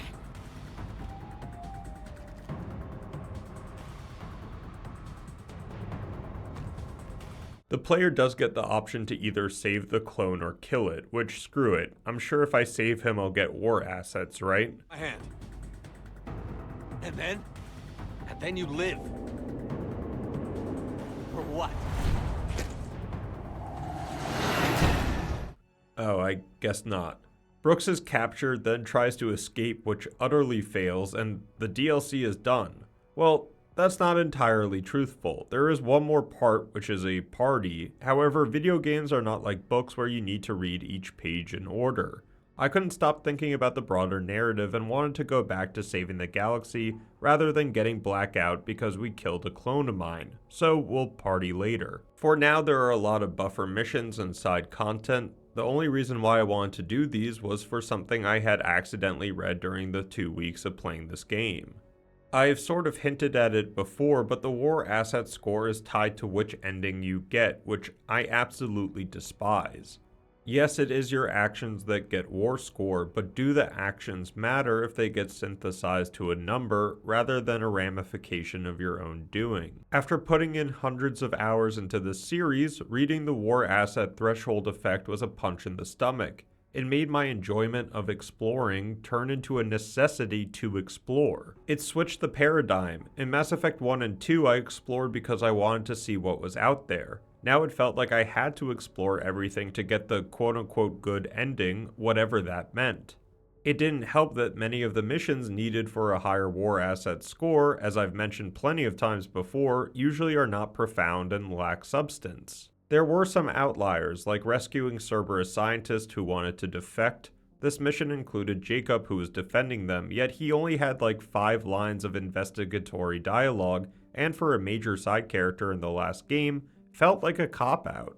This feeling continued with searching an abandoned Asari base where we meet Samara, one of my favorite characters from the previous game. She too only plays the role of war asset after completing the mission rather than being a tangible part of the narrative. At least this mission had some emotional backing.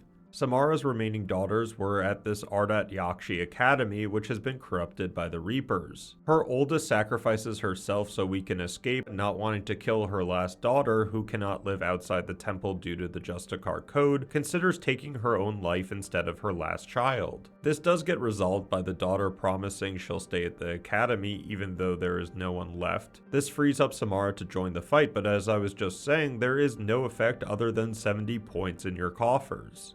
Having such rich backstories and experiences in Mass Effect 2 with Grunt, Jacob, Samara, Jack, the list continues, having these missions without any payoff didn't feel good and rolled the snowball of discontent with the pacing and overall context that had been steadily rolling down the proverbial Mass Effect 3 hill. Then, out of the blue, we get the Quarian quest, which I genuinely loved and should have been the way they treated the Mass Effect 2 cast. The Admiral Council of the Quarian fleet come aboard the Normandy, telling Shepard that the reason they haven't joined the fight with the Reapers is that they've started a full assault on the Geth to retake their homeworld. The Quarians have run into a snag because the Geth seemingly are being controlled by the Reapers, making them more effective in the defense of Rannoch. I did question this since I thought we sent out a signal disabling Reaper mingling with the Geth, but Legion wasn't around to ask why our plan didn't work. Tali also makes an appearance explaining that if we could support the Quarians in their efforts to retake Rannoch, they'll pledge their fleet to our cause. Accepting their proposition, our first target is a Geth dreadnought, and I was not expecting what would happen next. Again and again, this absolute cinema of space warfare shines so brightly, especially in the context of this generational Cold War becoming hot again. There is also so much more content within these next missions that it confused me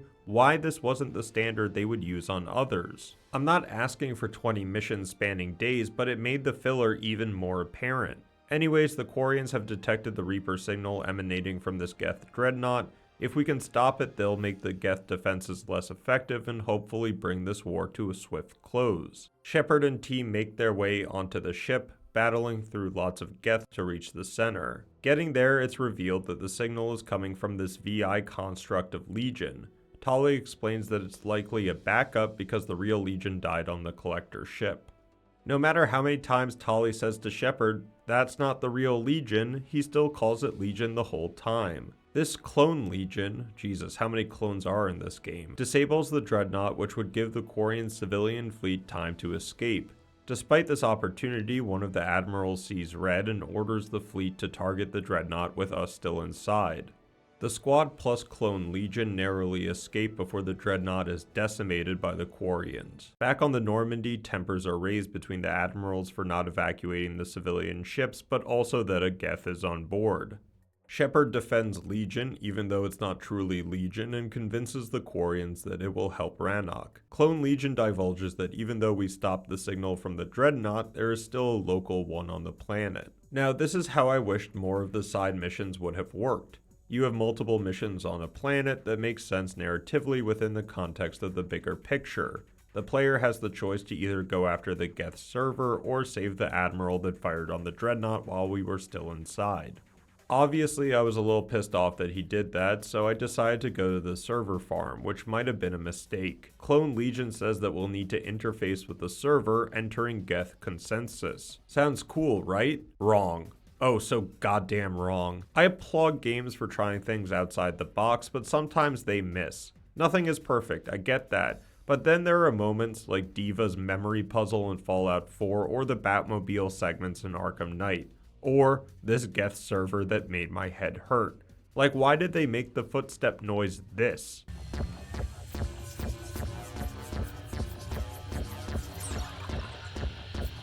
Not all of it was terrible since you can see the beginning of the Geth creation, but repeating the shooting of data tendrils and the goddamn footsteps actually made me take 2 Advil. I don't even know why destroying the server data links disables the Geth, but it does. However, there is a plot twist. Clone Legion transferred the Geth server into himself, saying they wished to join the fight against the Reapers. I didn't really trust him at this point, especially not telling us that this was his ultimate plan. We get a second opportunity to save the Admiral, but I wasn't feeling like he deserved it, so off we go to the base to destroy the ground signal. Landing on Rannoch was a special moment. You've heard about the Quarians' plight since the first game, and witnessing Tali stepping foot here for the first time meant a lot. This emotion doubled, remembering what had happened to her father and his wish for Tali to return here one day. Quarian intelligence have located the signal emitter, but taking it down will be difficult because it's protected in some underground bunker. The only chance we'll have is opening up the top portion and having the Normandy use a precision strike. Shepard lines up the Hammer of Dawn, laser pointer, and the Normandy comes in for the shot.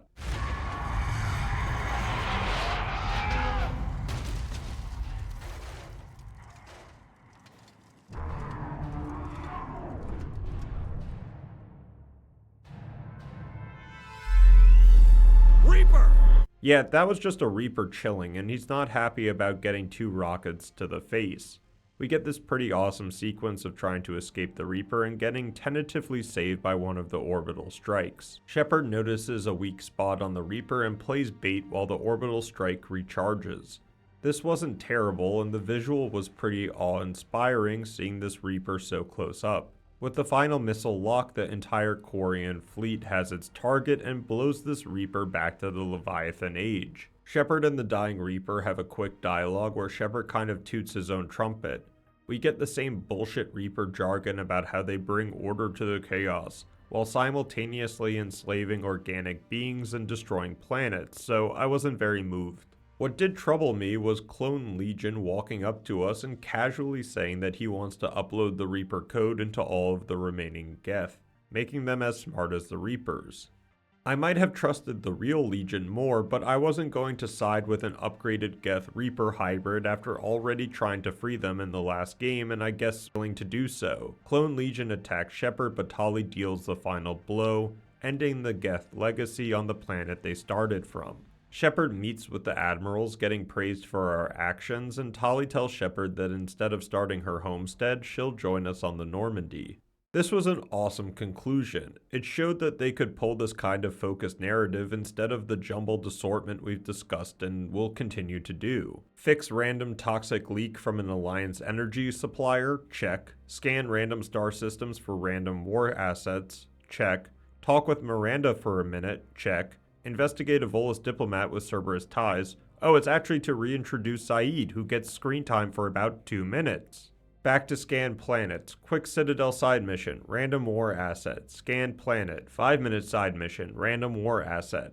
At this point, I needed a break, so I decided to throw that party because it would at least mean a change in the pacing. The party was special. Seeing everyone together one last time meant a lot. When you look at these characters, you're not just seeing them as they are in the moment, but remembering all the adventures and stories you shared with them. It is a good question. No, it isn't. Baby Pyjak here wouldn't stand a chance. Don't listen to this fossil. The only thing he could defeat is a glass of warm milk. It was fun to see people be themselves. No overarching mission, no we have to save X from Y. Just a brief calm before the storm. This sequence actually works because the next day, as people shuffle their feet back to the Normandy, there is this air of caution and even worry. Will this be the last time on the Citadel, on the Normandy, together as a team? It's a poignant moment. At least we threw one hell of a party. Probably the last one.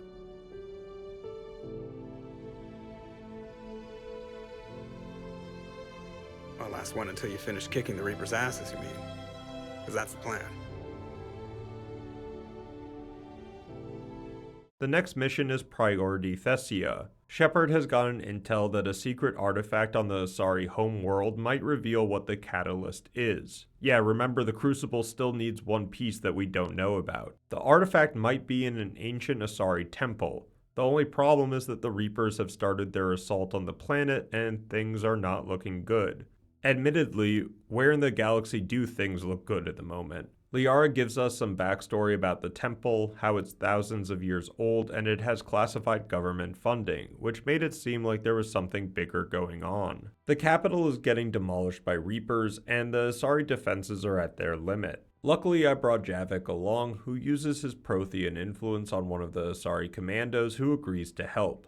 I know I keep talking about the visuals, but geez, coming from the first game, this was just a treat.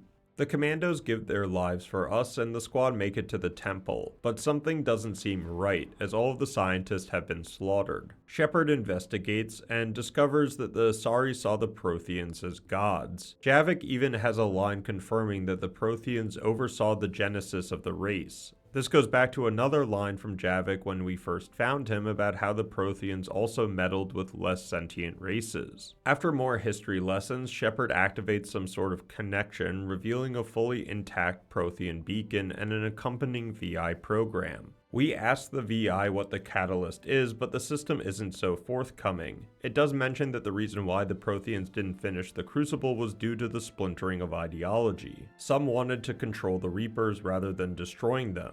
The rest of the Protheans later discovered that this group was indoctrinated by the Reapers and will come back in a little bit. Another interesting line of dialogue is that the VI thinks that the Reapers are not the true masters of the cycle, inferring something else is orchestrating the cycle, but it doesn't know who or what.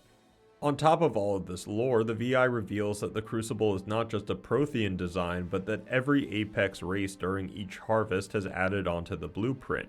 Javik comes in clutch again, convincing the construct to help us, but guess who walks in? Fucking Kai Lang, and he has the elusive man on speed dial. How did you find this place? The archives. Or did your shadow broker miss that one? Show yourself. I promise I won't miss. Stick to your talents, Dr. Dasani. You've helped uncover the key to subjugating the Reapers. Like what the construct just told us about the fragment of Protheans wanting to subjugate the Reapers, the elusive man explicitly says that he's been trying to do that, and that the VI construct is the last thing he needs to start that process. We get this semi-boss fight with Lang again, which ends quickly as his assault ship blows the place up, resulting in the data being stolen and Shepard in a pickle. Reapers descend on the planet, which Shepard does not look happy about, yet somehow we get back to the Normandy unscathed. EDI informs us that we were able to track Kai Lang somehow to Horizon, which was supposed to be a refuge for war refugees. Before heading out, Shepard talks with Anderson, who gives us a pep talk, but also says he was born in London. Where's the accent? I joke. I still don't understand why they added it, but whatever. Landing at the Horizon facility raises a lot of questions. Firstly, the place is ransacked and Cerberus special troops are blocking our way. This doesn't seem like a good place to bring refugees. Inside the facility, we discover a video log from Miranda. I wonder where she went. Miranda explains that Cerberus used the facility under the guise of a safe place, luring desperate people here, then experimenting on them. Plus, she says that her father is the main scientist here. To confirm all of this, we get video footage of the experiments, and it's not pretty. Cerberus really did lose their minds. We also confirm Kai Lang is here, who needs to get the data he stole from us to Miranda's father, or so I thought. More console logs and video diaries confirm Shepard's suspicions that Cerberus has been reverse engineering the way Reapers control their subjects, and with the data from the construct could use it on the Reapers themselves. All of this felt like it was building up to something big. I was excited to meet Miranda's father after hearing about him from the last game, but I was sadly disappointed. The squad enter the lab where we see Miranda hurt and Mr. Lawson holding Oriana hostage. Henry says that Kai Lang double-crossed him, taking the rest of the research and leaving them to die. I really expected more dialogue with the father, question him why he created his daughters, why he was working for the elusive man for so long, or how they were truly trying to subjugate the Reapers, but no, Miranda literally just biotics him out of the window and that was it. Even more disappointing was the final exchange between Miranda and Shepard. It's short and boils down to, I didn't text you because you were doing your war thing. Oh well, congratulations for getting revenge on your dad. Bye. Then Miranda says she somehow put a tracer on Kai Lang and it's the same plot device we just used to find him here.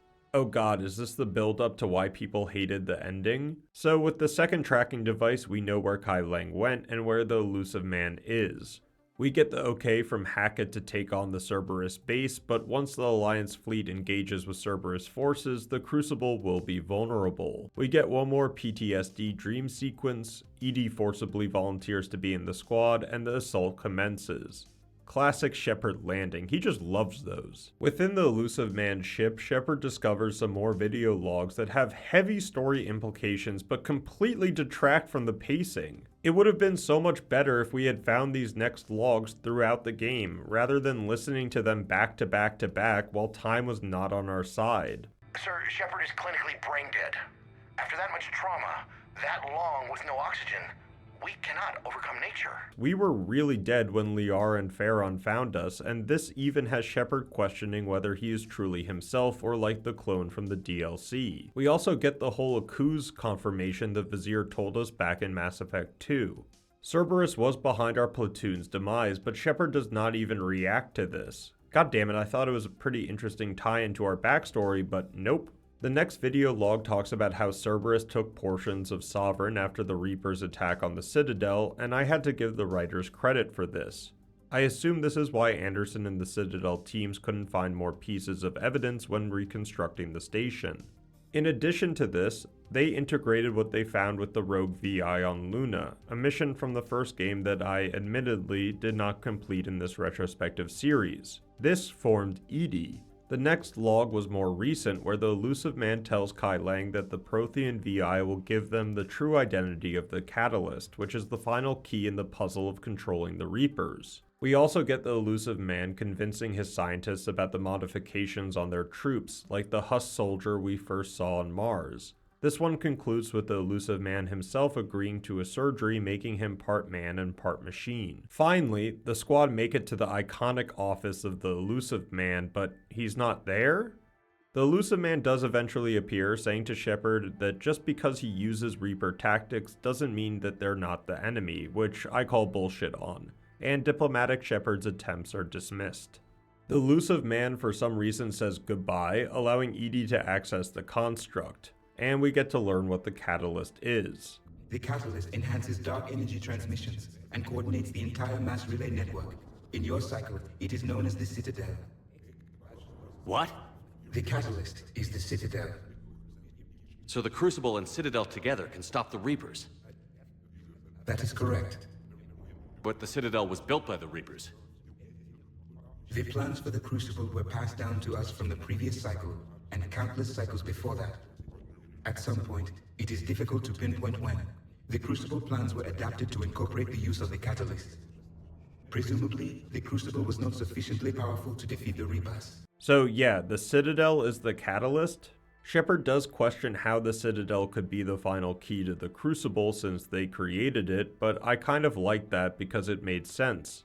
Every generation of the cycle had one thing in common, using the Citadel. Then the VI tells us that the elusive man has already left for the Citadel, maybe that's why he allowed us to stay here for so long, and he's contacted the Reapers about what the catalyst is. Also, how do you contact the Reapers? Did he just have their phone number or something? Jesus Christ. Even worse is that the Reapers have somehow moved the Citadel above Earth, I guess to protect it from the Crucible? I feel like they could have just moved it someplace that no one knew about rather than above the planet that we've been trying to retake all game, but whatever. Then Kai Lang shows up, doesn't shoot us, rather destroying the communication terminal, and we get a boss fight I'm not even going to go into. Kai Lang's character at this point did not need to be in the game. You have no idea what his motivations were or any backstory other than Anderson ran into him on his missions. At least we get a good kill at the end. That's for Thane.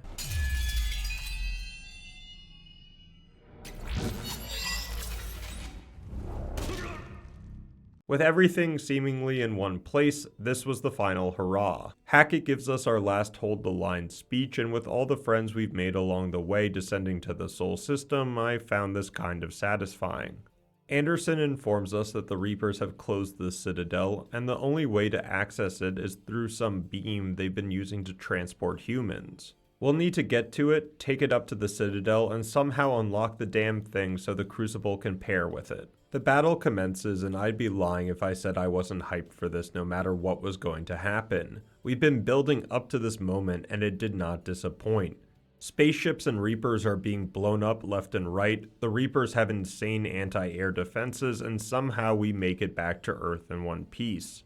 Shepard reunites with Anderson, and the two discuss what needs to be done to reach the transport beam to gain access to the Citadel. Even though I was confused why the Reapers had a transport beam directly to the Citadel operational on Earth, having just taken over the Citadel 10 minutes ago, I was enthralled by the visual of it all. I also enjoyed that you can talk with your squad mates individually, saying our goodbyes because I don't think anyone in the moment really believed in Shepard or the mission, but they were still going to try to win anyway, and that's true courage. I did keep thinking about where the Leviathans were, where Samara, Grunt, Jack, or anyone else that we had talked with in the last 30 hours could be, but it's only the Normandy squad. Regardless, Anderson lays out the mission. With the last resistance forces gathered here, we'll need to go straight into Reaper-controlled territory, and this will be a one-way trip. Sorry, we get a second hold the line speech, which was just okay. You're not in this fight alone. We face our enemy together, and together we will defeat them.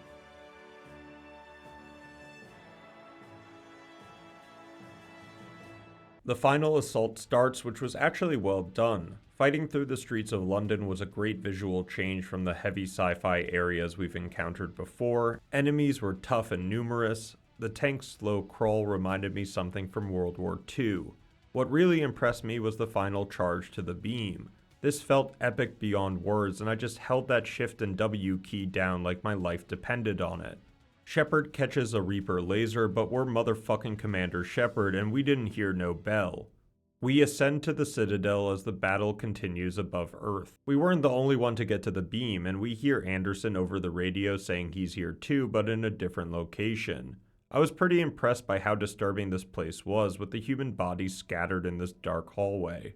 Making our way out of there, we find Anderson at the main control panel, but something is wrong. Oh, it's the elusive man in the flesh, or I guess robotics and flesh. His control powers are fully operational, freezing both Shepard and Anderson, then making Shepard shoot Anderson in the stomach. So what was stopping Shepard from being indoctrinated before, or I guess controlled? Anyways, the elusive man gives us his speech on how he will evolve humanity beyond power, controlling the Reapers and ending all alien life. I was kind of into this back and forth between the two until Anderson kneels down, giving Shepard a straight shot, which I took. If the elusive man was controlling both of us, why wouldn't he just have Shepard shoot Anderson again? How could Shepard resist the control for that specific moment? Is this really the ending they thought of for the second villain? This is just the top of the frickin' iceberg. Hackerman Shepard appears again, knowing exactly how to open the Citadel, and the Crucible starts to lock in. This gives some time for Anderson and Shepard to have some last words, which I thought was meaningful. Anderson had our back throughout the series, and even though it felt like they kept him alive throughout the game for this very moment, I did have a tear rolling down my eye. It's quite a view.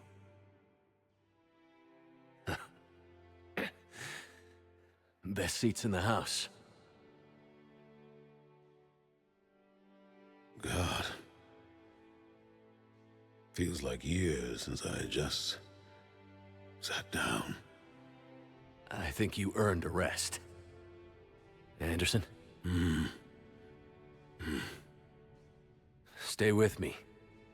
We're almost through this. You did good, son. You did good. I'm proud of you. Thank you, sir. Anderson? I see how it ends. Shepard and Anderson sacrifice their lives for this moment, the Crucible engages the catalyst, some sort of galaxy-wide explosion happens that only affects the Reapers, and organics are saved. Oh lord, that's not how it goes.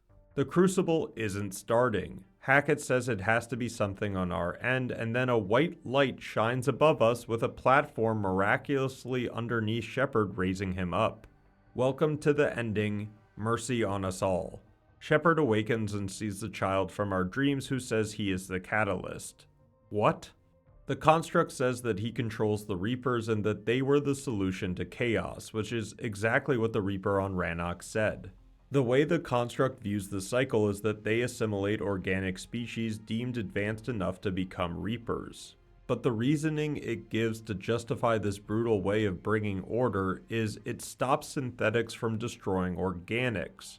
Excuse me, what? What part of the cycle doesn't involve the destruction of organics by synthetics? The Leviathan DLC does make more sense now in this context. This must be the intelligence they created with the sole purpose of preserving life, and the Reapers are the instrument to facilitate that directive. But if you don't want synthetics destroying all organic life, isn't using Reapers, literal synthetics, just that? I sort of get the ethos about machines always advancing beyond their creators' intentions, but isn't that what the Reapers are? Just because they take the DNA of species and make them into a Reaper doesn't mean they've saved them from destruction. Shepard then asks about the Crucible, why it would work in conjunction with the Citadel if the Catalyst is the Citadel and doesn't want to destroy the Reapers. Yeah, it's a run-on sentence, whatever. This little shit responds with, "We don't have enough time to explain that," but then goes on about finding a new solution because this one is flawed since we've made it here and are a new variable. So all of this condenses into 3 choices, and now I finally understand why the majority of people did not like this conclusion, even if the choices are interesting. The Catalyst explains that we can either use the Crucible to destroy the Reapers, but in doing so, organics will suffer many casualties and conflicts will continue between organics and synthetics. We can take control of the Reapers, becoming the Catalyst, and using that power at our discretion. However, Shepard would lose his human form and would lose everything else. And the third option, which was the most intriguing out of the bunch, was synthesis. This would cause both organic and synthetic life to combine, forming a new being or life form that the Catalyst believes would truly end the conflict between the two groups. Shepard can question the Catalyst on why he hasn't tried that before, and the Catalyst responds that he has, but it failed since organics have to willingly choose this and cannot be forced. It begs the question, why the hell did he have the Reapers literally doing this for eons? What is the difference between what the Harvest has done compared to Shepard merging the DNAs together? It's not like everyone is getting briefed on this interaction in real time, so how could the organics accept this proposal? If they did, what about other species that didn't want to assimilate? The catalyst does end this pitch on all forms of life harvested by the Reapers would be able to coexist with the new form of life. I interpreted this as the Protheans and other harvested races would be reborn in a way, able to live again. But personally, I had a big problem with this choice. No one signed up during the last 3 games to help Shepard in his fight to stop the Reapers because they wanted to be turned into a new life form. They chose to follow him because he represented hope. Hope for self-determination, hope for a better galaxy, hope for their future. Making the choice to just say, well, we're actually going to become one sentient life form hybrid, think and feel the same about everything, didn't ring true to me. Control also didn't feel right. Why, after going against the elusive man whose explicit goal was to do exactly that, would Shepard side with him? No matter if he's dead, it's what the elusive man said, ideas are not so easily destroyed. If Shepard controlled the Reapers, who would be the next person to think they could as well? With all of that said, I chose the destroy option. My hope would be organic life could come back from the unknown destruction this would cause, and remember, no matter species, race, or creed, life could work towards the betterment of the galaxy. What I didn't think of was that the destroy option disables the relays, and there were a lot of Turians and Asaris on Earth that might not be able to get home. Eek. We also see the Normandy has crash-landed in some jungle, but everyone on board survived. They might also not be able to get home. Double eek. Hackett narrates us out with what I later found out was a Legendary Edition add-on. It made me cautiously laugh because if I just ended on the relays being blown up and the crew stranded, that just sucks as an ending. It meant a lot seeing the characters we helped along the way starting to rebuild, live their lives, or just having a beer. You do you, Zaid. There's a little post-credit scene which seemed like it opened up the universe for more stories, and I clapped at the ending. No matter my ranting about pacing, lackluster side missions, etc. from this game, it didn't adversely affect my thoughts on Mass Effect as a franchise. It truly is one of my favorites. The continuity between each game felt compelling and genuine. The characters you met along the way felt real, lifted by some great writing and storytelling. The planets you explored and the galaxy you charted will stay with me for a very long time. Even though this ending wasn't a conglomerate of every choice we made throughout the 3 games, it was an ending to Shepard's journey. A journey that had the highest highs and the lowest lows. One where we stopped the Reapers for good, gave the galaxy a chance to be free, and that was satisfying enough for me. Wait, there's a secret ending dependent on war assets? Oh, goddammit, how the hell were you supposed to get to 7,800? I literally did almost every mission and scan available. Anyways, thank you so much for taking the time to watch this video. If you watched all 3 videos, I hope you enjoyed the journey with me. Creating these videos is one joy, and talking about the shared or different experiences you had, comparing ideas or going over lore is the other half. I'd love to hear what your thoughts were on Mass Effect 3 and the trilogy as a whole. What were your favorite moments? Did you get annoyed by the war asset score? The list could go on, and I can't wait to see it.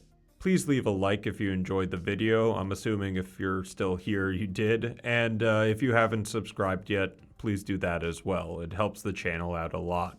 And as always, I hope you're doing well. Talk to you next time, and all the best. Dog Dad. Can't wait to see what the hell you make us do next. It's been a good ride.